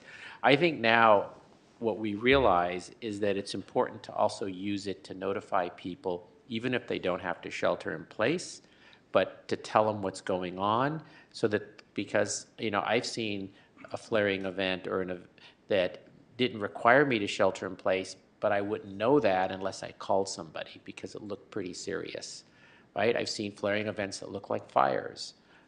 So I think that's why we want to move that to use it more. That hopefully will happen in a few months. It involves working with the sheriff and the health department. Yeah, so again, if we're able to use some of that funding to put it together somehow, well, just to be clear, the community warning system is paid for by industry. We collect fees from all of them to pay for it. Likewise, most of this, there's a lot of monitoring that's also paid by industry. Some of them were grants from the State Air Board, but there's also fees. I would just say that ideally there'd be one system. Everyone would know to go to that, and it would be consistent. But obviously there's different entities, there's the county, there's us, there's different delivery mechanisms, whether it's social media or some of these other apps. And we don't control what other people do, and some of them are non-governmental entities that have their own systems. So this is what one of the elements of our improved incident response is, coordinating and making sure, even if it's not a single platform, because we can't control what other platforms are doing, but there's a consistent information at least. So we really need to make sure that, if we're going to say we change our flaring rules or other rules to require specific types of information make its way to the public in a very specific way, we need to coordinate with the county to make sure it dovetails with their system, and that information flow is seamless and consistent across the different platforms. Okay, thank you. Thank you for your time. No more questions for now. Okay, point of order. The item is about the agreement with Chevron Refinery, and because you're BACMed and you have a wide scope of responsibility, it's easy for council to get off topic and talk about other things other than this agreement. So I would like people to stay focused on the agreement. Councilmember Robinson. Yeah, okay. It's getting late, so I'm hoping to be brief. First off, just thank you for being here, and thank you for taking the time to explain and answer all the questions that we have for you tonight. I think, Richmond is a community that I'm sure has not had the best experiences with getting our hopes up and hoping something better is going to come. And we're going to get reduced pollution, we're going to get people to be in compliance and do right by us, and then lo and behold, 10, 20 years later, we're in a similar place, or it doesn't feel like it's gotten much better. So I think some of this skepticism and things you're hearing is because of our experience, like our lived experience. On that note, I kind of feel like there's a big elephant in the room, and I think the elephant in the room is, I think there's a big fear that it may be more cost-effective for Chevron to not comply and just pay fines and continue to pollute. Because there's no way to mandate that they install a particular piece of equipment, but rather, instead they have to get under a certain amount of emissions. What if they just were like, okay, and then don't do it? Is there any other form of consequence besides penalties for noncompliance? Mr. Crockett, do you want to address that question, our general counsel? Yeah, well, if they don't meet the standard, then not only do we get penalties, but we can also go to court and get an injunction to force them to get into compliance. So we have that that hammer, and it's not possible for them to just thumb their nose. We go to court, we get an injunction, and that would be the process. And you would go to court after the 4th year when we've charged them the $34 million? Or when do we say, okay, they're just not going to be in compliance? When is enough is enough and we go to the next level? Yeah, we built in some milestones along the way. Chevron has to get its application in to start the permit process for the equipment. They have a deadline for getting through the process. And they have another deadline for doing the construction and getting into final compliance. So we will be checking up and making sure they're moving along the steps to this process to get into compliance. And every one of those deadlines is enforceable. So we'd be able to go to court at that point. So I just want to follow up because that's a good question. So Sandy, if they don't meet one of these earlier milestones, we could go to court to seek an injunction. We don't have to wait to the 4th year. That's right. Okay. That's good to know. And one comment to make, we have continuously sponsored bills in the legislature to increase fines and penalties. And Assemblymember Wicks is sponsoring a bill in the past, Senator Skinner, Senator Hancock, and every year those bills are defeated in the legislature, do not pass because of the major push by the California Chamber of Commerce and Industry to defeat those bills. We believe fines and penalties, the maximum set under state law, are not high enough because we're also limited by state law on some of these penalties for violations.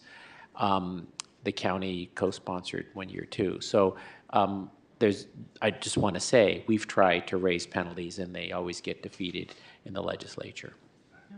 And just hopefully 2 other quick clarification questions. I think what I'm hearing is that this is the first rule of its kind that focus on a particular piece of equipment, a unit, and kind of mandates reduction in emissions in that unit. Is that correct? It's the most stringent.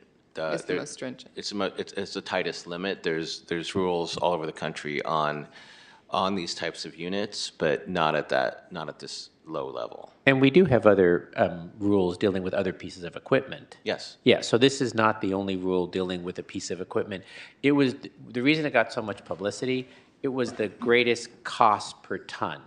So if you look at, when we look at our rules, how much per ton of reduced emissions does this rule cost? It was by far the most expensive cost per ton to comply. And I think that's why we faced the lawsuits.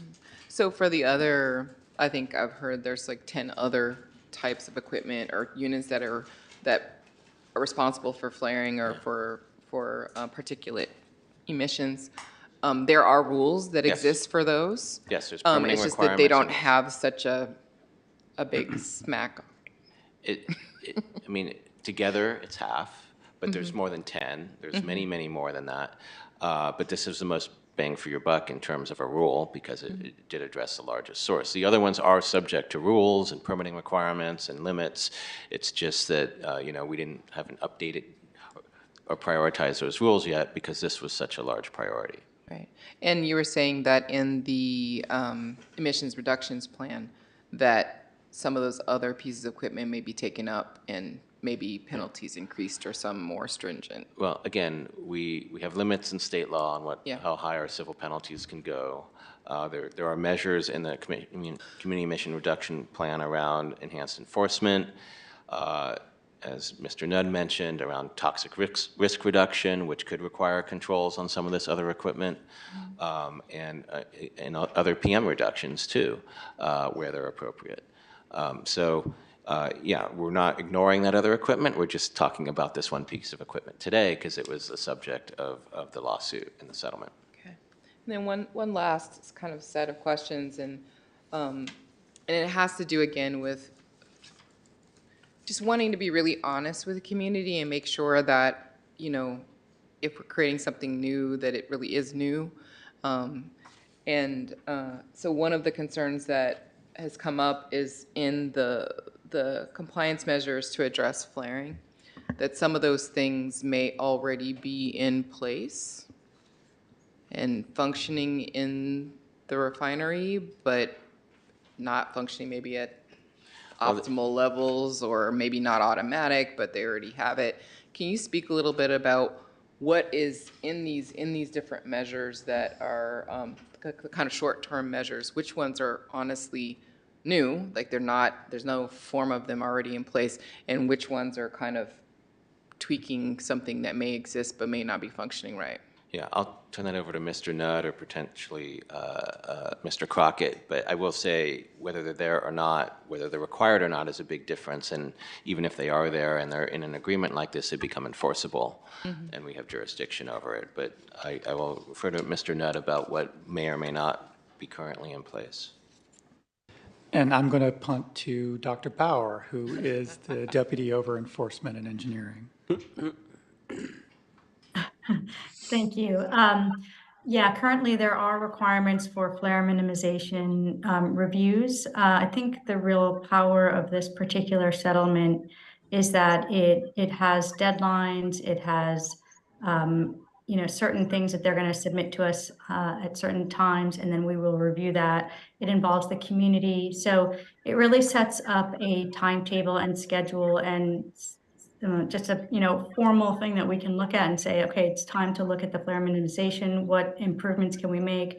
Mr. Nudd mentioned earlier about the engineering solutions ultimately down the line, and this is the first step, but it is formal, much more formal than anything we've had before. I think that's the real strength here. So it was kind of collecting together all the things that may have been optional before and making them enforceable and making them have more stringent deadlines and things like that. Is that correct? Am I understanding that right? Yeah, it's a much stronger accountability tool. I think that's really it. There are flare minimization plans and reviews for root cause that are required, but these things come in at different times, and we look at them, and then we talk with them, and it's easy to not actually pull it all together and make the big thing happen, and that's what this is intended to do, to pull the information together, pull the community together, and then collectively figure out what needs to happen next. And just one follow-up on that is there some consequence for not doing these things? Or will you just be more aware that they're not doing it? No, and I'll ask Mr. Crockett to help with what happens if they are not going to comply with what's in the agreement here. There are definitely consequences. Yeah, well, these are now legally enforceable, right? So we can go to court to enforce those measures that are addressed to the flaring as well.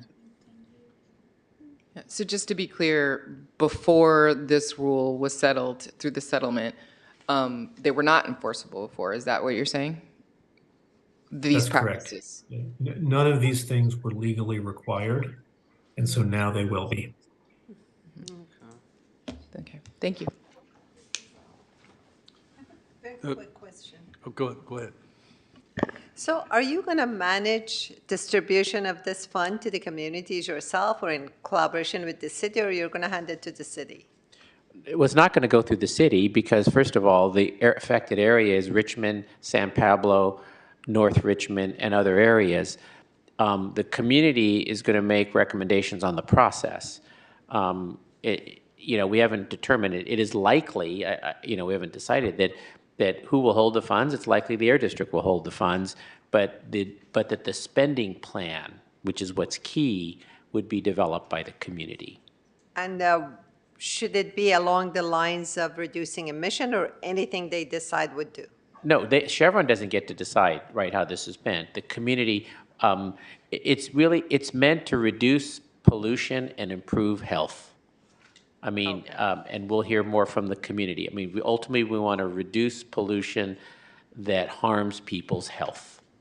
Okay, the reason why I'm asking is that the city has the setup for community outreach. I cannot imagine the Air District having that. Well, we have, this is more than the city. We want to work with all the cities and affected jurisdictions on outreach, and I think that's a good point. And as we go forward, between the Air District's outreach, the city's outreach of Richmond and San Pablo and the county, we can figure out the best way. But ultimately, I think the big issue is who is the community to make the recommendation. The starting point is we have an AB 617 committee. But I've heard from other groups, I mean, whether it's a neighborhood council, whether it's an organization, and I've already heard from several saying we want to have, input. We're going to talk about all that to make it as broad-based as possible in this whole study area. Thank you. Please keep us included. I think it affects And all if our you have districts. thoughts, if you have some thoughts, you can let us know about that as well. Well, we'll help you reach out to the community too. We'll do our share. Councilmember, if I may, I just want to, within the settlement agreement, it's pretty broad what the 20 million could be spent on, and very broad how the process is, but it is limited to particulate matter pollution reductions or exposure reductions. So whatever we do with the money, we're going to have to tie it back to some kind of particulate matter reduction or, reducing exposure. So that could include like reducing particulate matter from other sources, whether it's vehicles, whether it's restaurants, whatever it is. It could be used for that. It could also be used for filtration projects that reduce exposure. And then there's other types of measures, but it does have to fit within those pretty broad boundaries. But that's the limitation, and it will be an open process. I mean, first we need to have an open process to decide the process. And then once we decide the process, that'll be an open process to decide exactly what types of projects and which projects get funded. Excellent. Thank you. So hopefully we'll have another presentation about the outcome. Thank you. Comments? I would like to thank you for the presentation. It's been very informative, and it's also been very confusing. I understand that the wet scrubbers are not required, but the reduction is required. So the question is, do you know how Chevron plans to reduce the pollution? What sort of equipment will they use? Well, what they've said publicly is a wet gas scrubber. But again, there's nothing in the rule or the agreement, or even when the rule was being adopted, that specified a certain technology. Right, but they will have to reduce it. Yes. So do you know what sorts of technologies are at hand for them to use? Yeah, I'll turn that over to Mr. Nudd.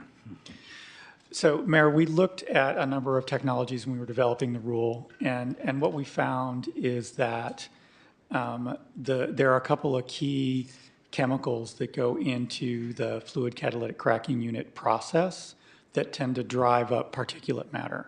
And one of them is ammonia, and the other one is sulfur dioxide. So depending on that mix of ammonia and sulfur dioxide, that really influences how much particulate matter is created in this process. And so if a refinery reduces the amount of sulfur that goes into that, and they reduce the amount of ammonia that goes into that, they can get their particulate matter emissions fairly low. And that's what we're seeing has happened at Martinez Refining Company, based on the test results that we have seen that they did in 22. So will they be substituting other toxic substances for particular matter? No, what they're doing is they're reducing two other pollutants, sulfur dioxide and ammonia, which are both pollutants.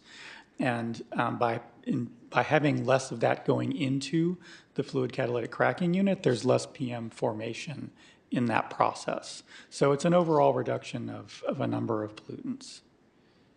Would you say there's like an overall two main approaches currently available, what Martinez is using and what Chevron plans to do? Are those the two, or are there other? The way I would broadly describe it is you can either clean up your process on the front end, or you can clean it up on the back end, right? You can clean it up on the back end with the wet gas scrubber, or you can clean it up on the front end by changing your process and making it more efficient and cleaner to begin with.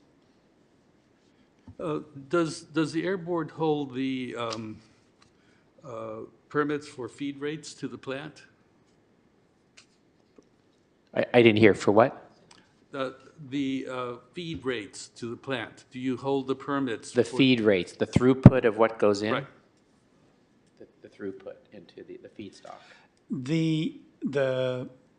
The permits will have like overall flow rates into there. So each unit has a particular limit in its permit as to how much feed it can go through. And the other things that we can, that's because it plays an influence on the emissions, the pollution emissions on the back end. So yes, there are typically feed restrictions on every unit in the refinery, and since the refinery is thousands of units piped together in different ways, they all kind of interact with each other. And so how do you monitor the feed rates? The facilities have to monitor the feed rates in order to operate their facility, right? And so they have to keep those records. And, Phil referred to the fact that we have inspectors on site there every day. And that's a lot of what the inspectors do is they go through and they check those records and make sure that the refinery is operating in compliance with those feed rate requirements in their permits and other requirements in their permits. Okay, so on the automated flare monitors, you said in section B, it says the modified calibration approach would involve sending calibrating gas to the analyzer rather than introducing the calibration gas as close to the probe as possible. So where is the probe, and at what point is the gas taken for calibration? I think we'd need a couple engineers and a whiteboard to really fully answer that question. Do we have a whiteboard? And we may not have the exact right engineers in the room right now, but I think basically what that's saying is that there's a standard protocol for verifying that your monitor works. And Chevron wasn't using the standard protocol to verify that their monitor worked, so we didn't know for sure if it worked or not. And so now this is ensuring that they will continue, that they will do it the right way, and that it'll be reading reliable data. So what were they doing? That's a greater level of technical detail than the folks who are at this meeting today are prepared to answer. Well, that sounds like we need another session. Looking forward to it. Whatever you want. All right. No, I'm serious. Yeah. So, okay, so we know that the auto sampling of the flare has been in use for 10 years, and you're saying that we have no way to hold them legally liable for whatever rates they get. We also know that Chevron wants to know what goes out. I mean, they would be cavalier to just flare without inspecting what goes out, because that information tells them how well the plant is working. And they want to know how well it's working so that they know how to improve the production. Not necessarily the pollution, but the production. That's their main goal. So it's important for them to know that. It's important for us to know that because we are more concerned about pollution than production.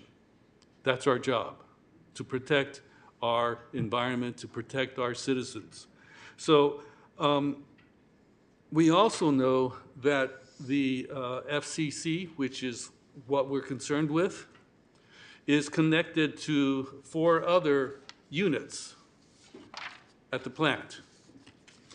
And so when there's upbuild of pressure, some of that pollution goes to the other flaring systems. So how can we monitor the amount that escapes the stack at the FCC and goes through the stacks of the other 4 units? I think that's something we look at in concert with the discussion on the industrial safety ordinance, because that gets into kind of areas of overlapping authority between the city, the county, and the air district. If you, there are a number of measures that are envisioned in the community emission reduction plan to get a better handle on flaring. And that includes things like requiring Chevron to submit their piping and instrumentation diagrams for air district engineers to review and ensure that we have a good handle on how all these things work.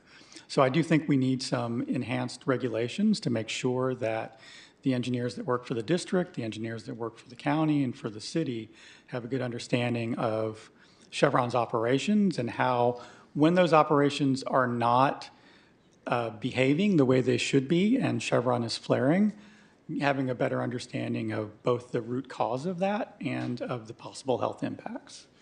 Well, it's obvious that they have not been behaving well since the expansion of the hydrogen unit. Flaring has increased exponentially. The amount of flaring, the length of the flaring.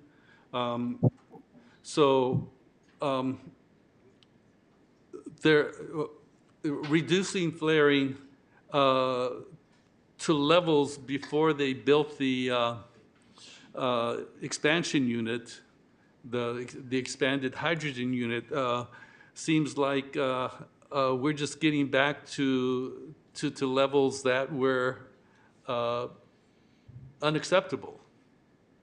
And so what I'm hearing is that this isn't really going to reduce flaring, you know, and it sounds like it's cosmetic items, you know, like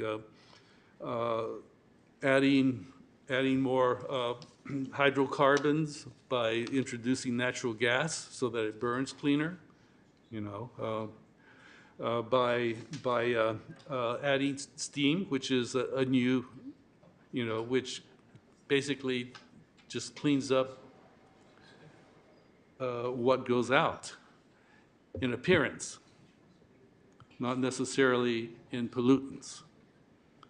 So I really do think that this is great for the finances of the regulatory bodies, but it doesn't do anything for the health of the community. It doesn't do anything for the environment, because we also need to consider the accumulative effect of all this flaring. We never talk about that. We always talk about what comes out, but we never talk about how it builds up. And I think that's an issue that needs to be considered by everyone. So, questions.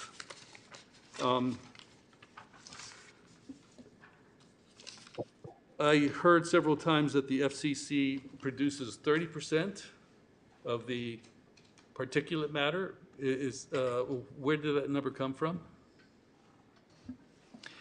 When we put together the community emission reductions plan for Richmond, North Richmond, San Pablo, we calculated the emissions from every particulate matter source in the area And if you go to that chapter in the plan, it lays out what all the relevant contributions are from the various sources. And just to give you kind of the top line number for Chevron, the Chevron fluid catalytic cracking unit is 228 tons per year. And the overall emissions of particulate matter in the Richmond, North Richmond, San Pablo area are 755 tons per year. That comes out to 30%. Yeah. Okay, so so you're saying that all the other 9 or 10 units produce 70%? No. So the refinery produces 63% total into the study area. So that means somewhere a little under 40% come from other sources outside Chevron. So just a couple of numbers, right? So the fluid catalytic cracking unit by itself is 228 tons per year. All of the vehicles in Richmond together is 52 tons per year. So just to give you a feel for the scope of the pollution from that one unit. And this unit represents about half of the particulate matter from the refinery. It is the single largest source because there's actually hundreds, not just 10, there's actually hundreds of units at that refinery. And so those other ones contribute half. This one unit contributes half. And these numbers are provided by Chevron, or are they provided from monitors at the stack? This is the air district analysis, which includes in-stack monitoring like what Dr. Fine described. Right, and we know that stack monitoring is not an exact science since the stacks are all connected, and it's hard to know where the gas from the stacks is coming from. In the case of the FCCU, that's not the case. Okay, I'll have to take your word for that, but all right. Anyway,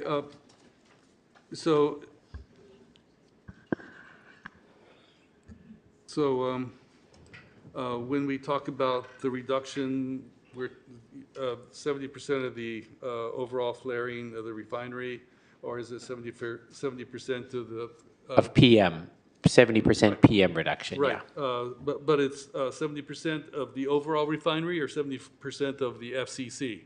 FCC.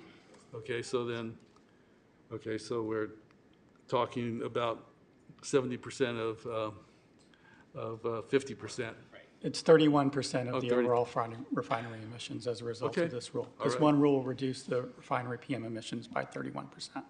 Okay, so, all right, do we have public speakers?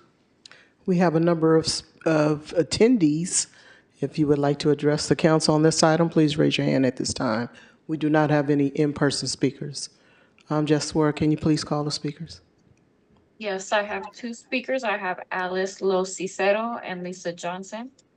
Alice, you'll have 2 minutes to speak. You can go ahead and start. Alice Lo Cicero, if you could unmute yourself, you have 2 minutes to speak. You can go ahead and start. Yes, I live in Marina Bay. I can see Chevron from my back window. I'm proud of my council members this evening and of the presenters. Thank you. I think we're all on the same team. I looked up a couple of things while we were talking. Chevron is a $300 billion company. Sounds low, but that's what it's reporting. Profits in 2023 were $21.3 billion.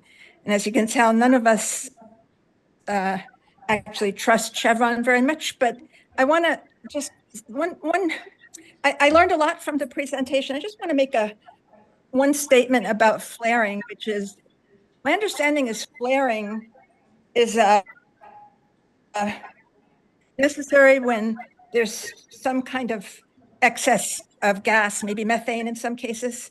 You could correct me if I'm wrong, but if flaring is necessary for that, then what we're looking at is not necessarily just flaring, but whatever's causing the flaring. And the flaring has gone up enormously.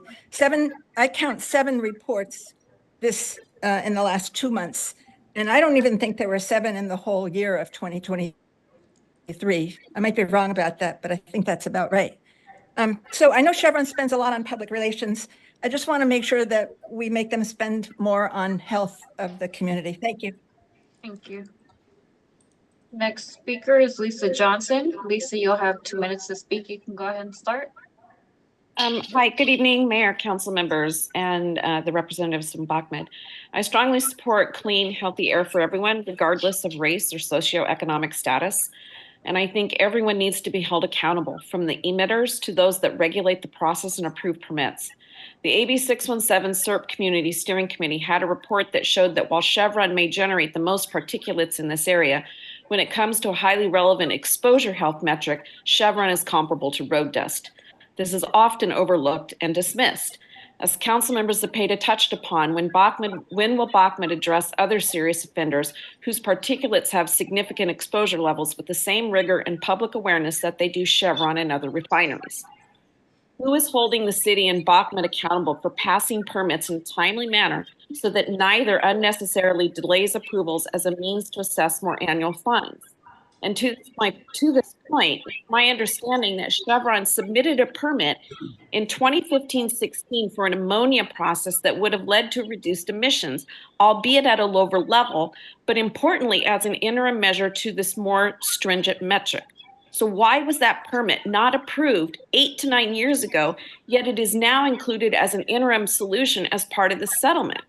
If reducing emissions and our health is truly the goal, time matters, and all agencies need to approve permits in a timely manner and be held equally accountable if they do not. Was that accountability included in this settlement? And if not, why? This community group overseeing the $20 million in fines has no clear appointment or accountability process. Why wasn't this also part of the settlement? As we discussed on the phone, Supervisor Joya, this is to be a group that represents the community. And in Richmond, neighborhood councils are the best process we have for representation. So I hope BACMED hears that for Richmond and that we want neighborhood councils to be a part of this group. Thank you very much. Thank you. And Mr. Mayor, I need to say something. The reason the process is not spelled out in this settlement agreement is because we didn't need to reach an agreement with Chevron about what the process is. That is a public decision, not a decision we want to hand over to Chevron. So that's why we would not put a process in this settlement agreement. That's ridiculous. Councilmember Willis. Oh, I'm sorry, are there more public speakers? That was it? That was it. Okay, then I'm closing public hearing. Willis? Okay.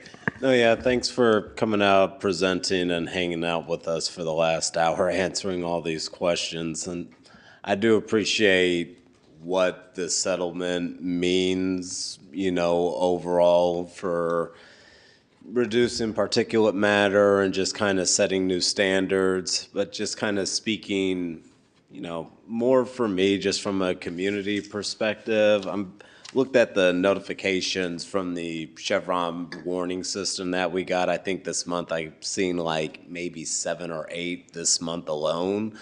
But for me, in my perspective, I see flaring, if not every night, every other night. And there is no notification letting me know that a flaring event is happening. I have to step outside between 10:30, 1:30 in the morning just to look towards the refinery and see fire going out into the sky.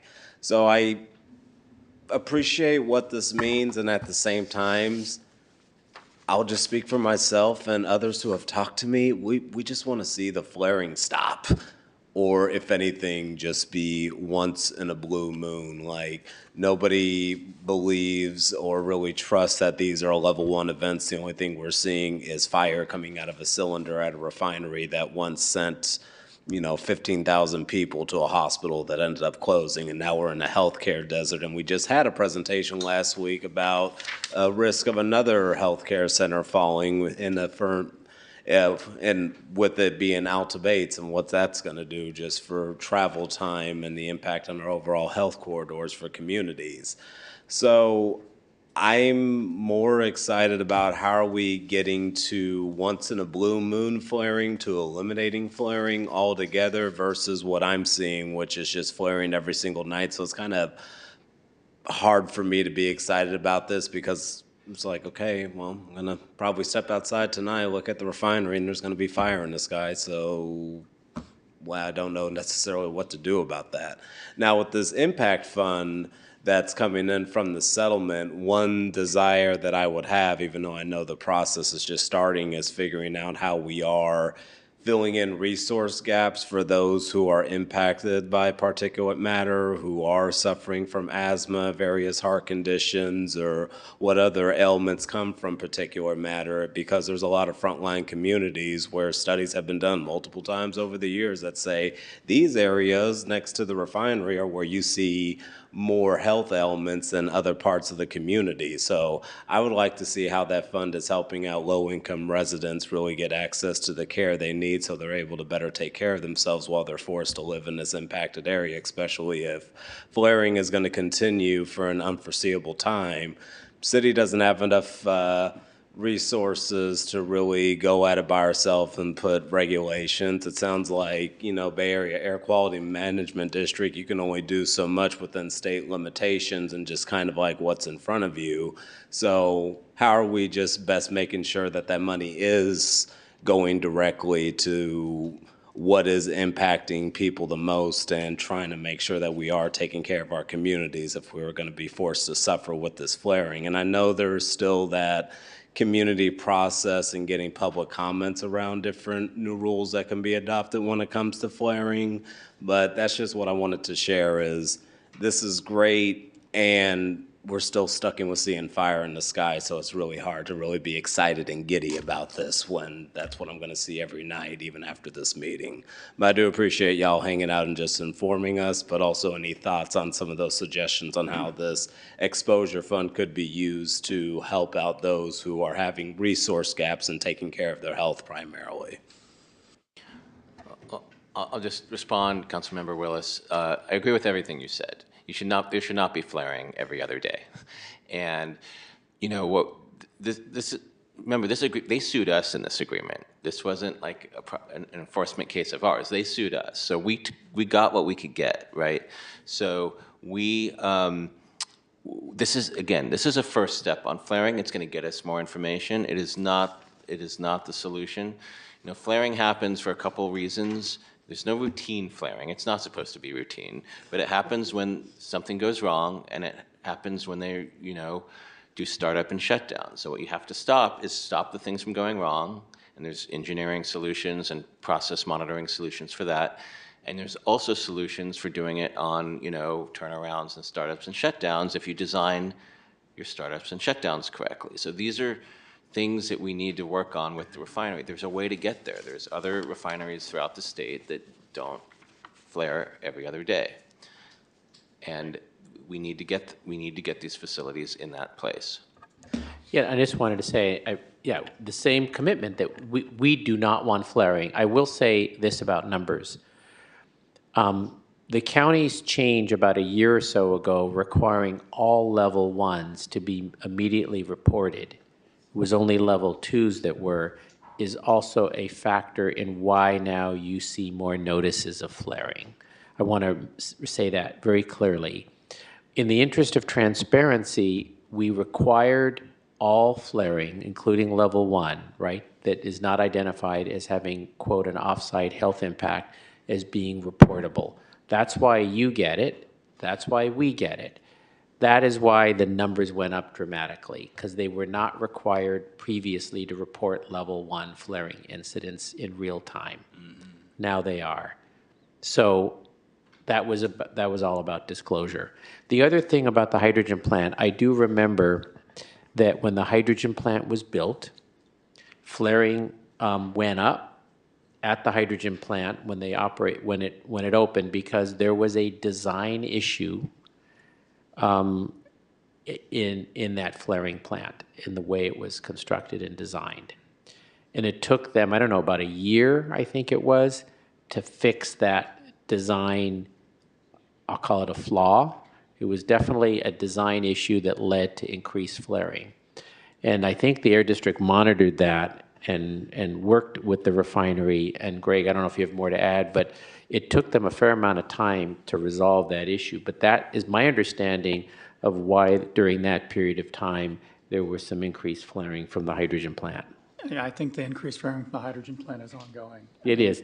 But one of the things that this does require is for them to go back to the point where the modernization came online and do a full analysis of patterns there. So that back to 2019. It'll be helpful to see what Chevron thinks is the problem. That's a starting point in the discussion. It's not the end of the discussion, right? It's kind of like where we begin our engineering analysis.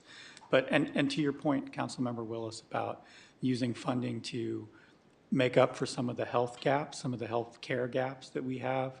I think we've got two kinds of funding coming in from this. There's the health fund, and as Dr. Fine said, that could be used for exposure reduction or pollution reduction. So we can seal building envelopes with that. We can put filtration into people's homes, into schools, you know, so to give people clean air in their houses.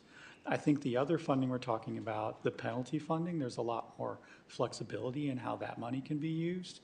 And the Community Steering Committee did a lot of thinking about these kinds of issues, and there are a number of things in the Community Steering Committee's emission reduction plan along the lines of providing greater funding for people's health care and preventative measures and to fund that with penalty money. So that's something that is also kind of in the pipeline, but might be a little bit farther behind the emission reductions and the exposure reduction measures. All right. Thank you. And I'll wrap up my comments here. And thank you for that reminder, you know, being sued by Chevron and prevailing. I mean, that makes us an even better, greater step. And one thing that I want to make sure that we're doing is when we're looking at this fund and talking about impacted residents, that we're also considering our undocumented population who may not be interacting with our systems because of that status, but they are still impacted by the environmental impacts from flaring, and they are still taxpayers just by owning, renting, and shopping within our city. They're helping keeping our society here moving. So I want to make sure that we're not leaving them behind, and who knows what this general election is going to be like at this point, but you know, I want to make sure that there are some safety gaps there so folks can trust the process that they're in as this is going forward. And yeah, I mean, at the end of the day, my goal is on not making it a regular occurrence, because hearing the words flaring happens when something goes wrong, I'm like, great, so that means something is going wrong every day at that refinery. That makes me want to sleep great at night, but you know, we are where we're at, and we just need to keep on pushing for a better standard because we deserve better than that. So, you know, just thank you for being here and pushing and fighting on our behalf. Vice Mayor Jimenez. Yeah.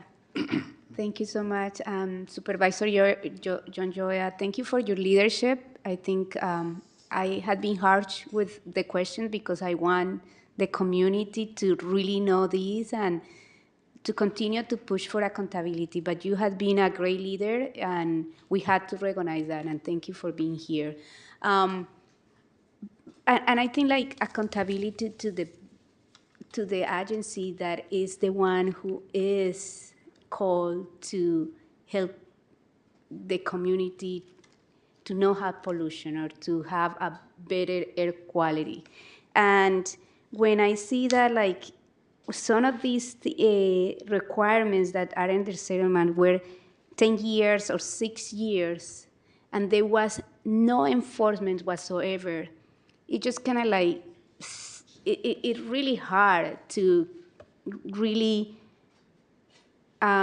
believe in the accountability, in the enforcement or in the agency as itself. It's just really hard. So for me, I take this a little bit with some doubts and cynicism, because what had shown here is that for many, many years, there hasn't been that accountability to the community in greater ways.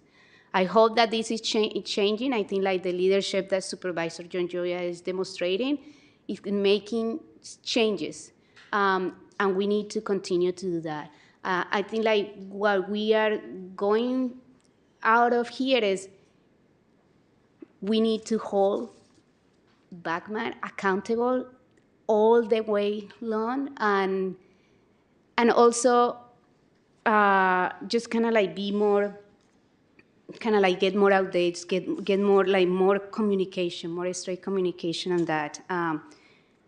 We know that this is not going to stop flaring, so this is something that I want to make sure that the community knows. So it's not like, oh, you had this great thing and we continue to have flaring. So they are not going to see a significant reduction of flaring from this. But I think like what we want is that since this is something that the community really is worried about, that this is a commitment from BACMA to work hard on that, and we expect some movements on that. And then the other part is around we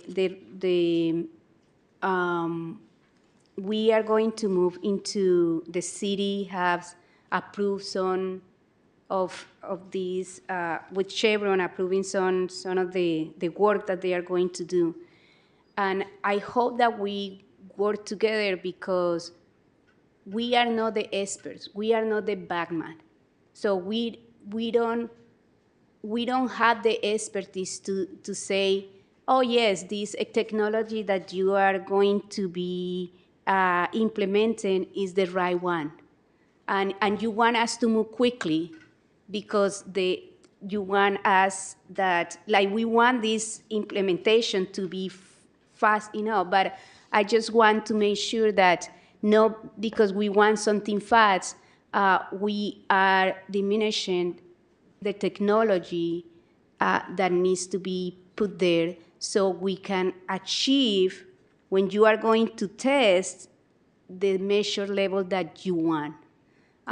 So I think like, if not, don't throw us the ball and say like, oh, it's in the city's hands to do this permit. I think yeah, we had that, but we need the support because the experts are you guys. Like the expert is your agency, no the city. So we want to work together to make sure that whatever is put there is the right thing, so we can achieve the measure levels and the reduction that they are promising to us. Thank you. Councilmember Bana?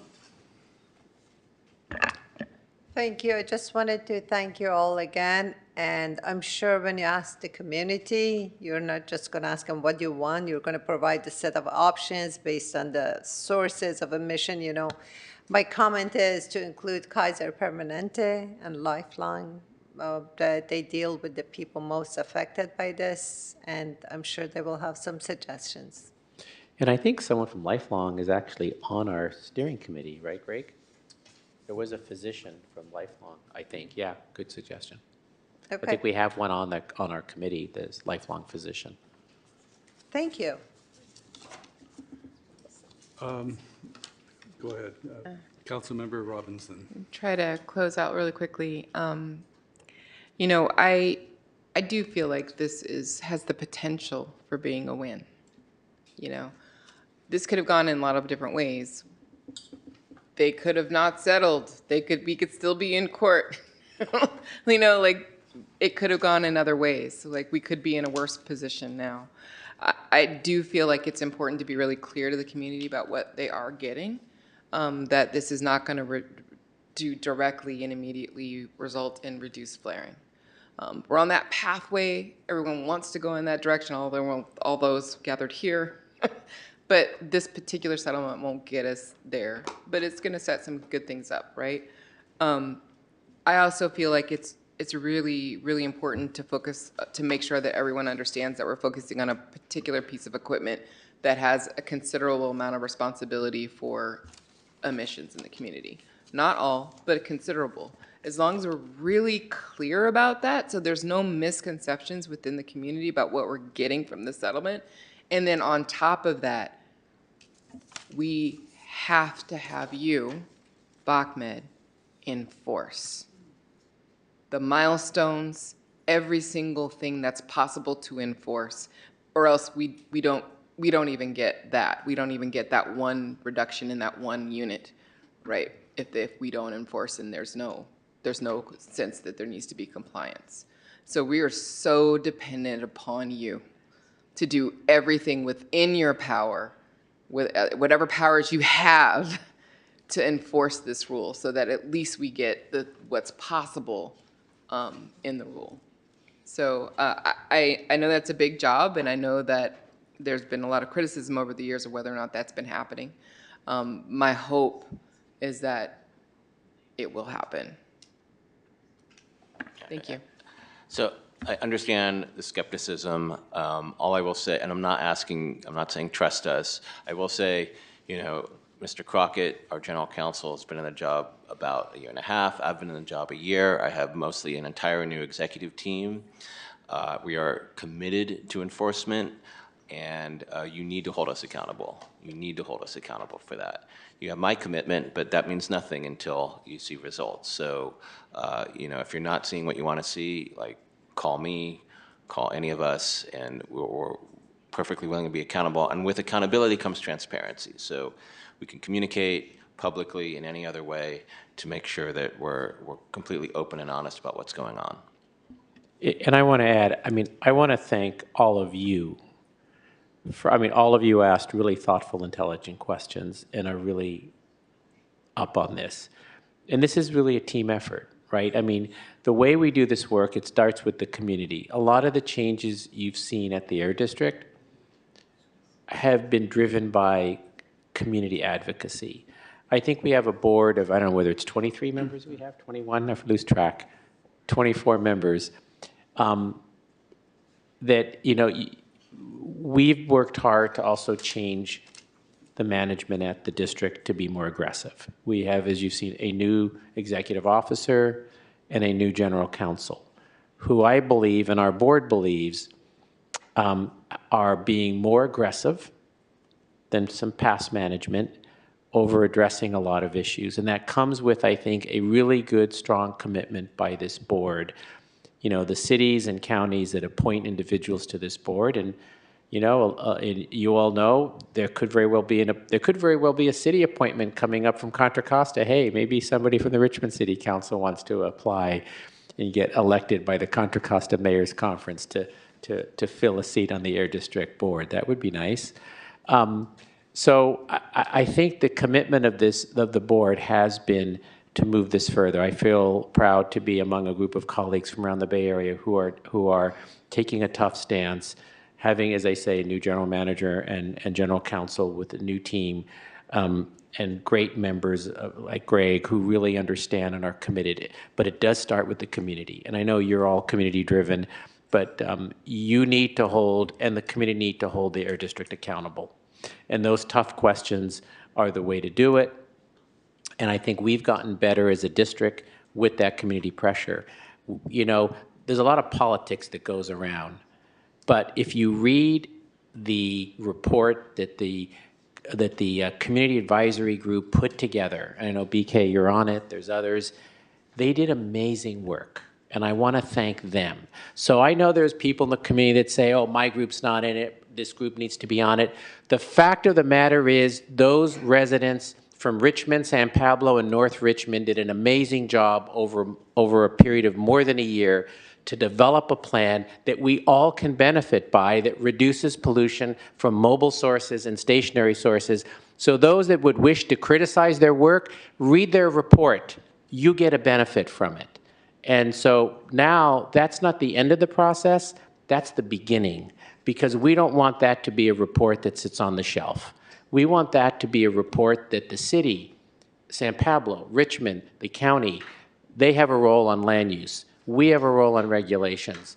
The health department has a role. The California Air Resources Board has a role. We want to make sure that what's in that plan gets implemented and achieves the health benefits for all of us. So thank you for being part of this. I know you're all committed, and we'll come back anytime, and I know I'm open to talk to all of you anytime.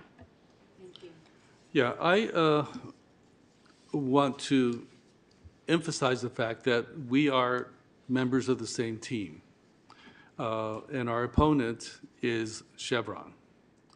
Our job is to hold them accountable, and I know how difficult your job is. If Chevron didn't pay their lawyers for one day, they could probably afford a wet scrubber.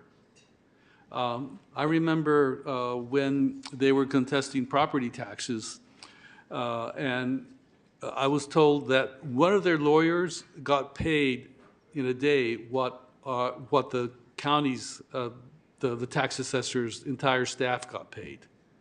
So, and then they had 5 or 6 lawyers there. So imagine how much money Chevron was spending to save less money than they were going to get.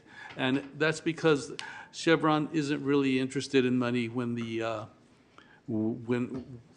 for their end game. What they're interested in is control. And as long as they can maintain control, they will be happy. So someone said that flaring happens because something goes wrong. And the fact is that flaring does happen because something goes wrong. Something goes wrong because Chevron is more interested in output than they are in pollution. So if they can put out more and flare, it's better than putting out less with no flaring. So I do have some recommended actions that I hope you'll take to heart. Flaring events are reduced by source control. We know that. Source control focuses on the plant itself. It addresses the problem at the source. So I hope that you pursue root cause analysis not led by Chevron. For example, when Chevron says a power outage caused a flaring event, that doesn't tell us anything. What caused the power outage? Was it equipment failure? Was it operator failure? Was it old equipment? We typically don't get these kinds of answers from Chevron, but we need them so we understand what went wrong. We also need to tie permitting to feed rates. An extremely effective way to reduce flaring is to lower the feed rate, or the amount of product being processed, when too much pressure has built up. But for Chevron, cutting the feed rate means less product being produced at that moment. So they have no incentive to lower feed rates or reduce flaring. I'm willing to bet that if we had data on feed rates right before flaring events, we would see a strong correlation between the two. So my main takeaway is that flaring remains a major issue, and I want the community to know that flaring can be reduced.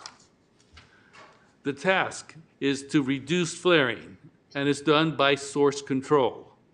And ways of source control in order of effectiveness to least effective is number 1, design and engineering at the plant, which is what the wet scrubber would have been. Number 2, reduction in feed rate. And number 3, training and procedures. You know, you can have all the training in the world, but if you're trained on equipment that doesn't work, you're trained to fail. So we need the things above training so that we can actually answer the deficiencies that Chevron is known for.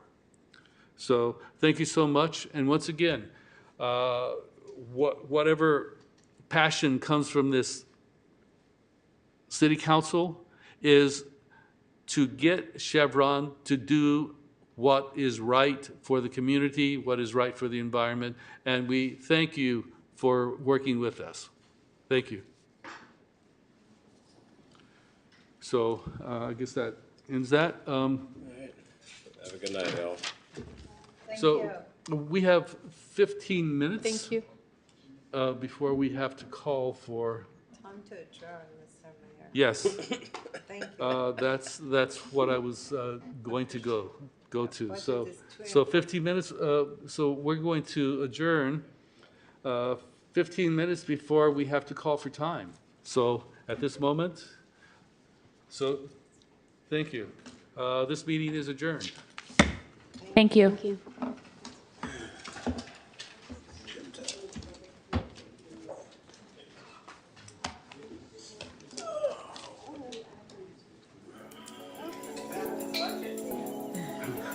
Yeah. It was approved.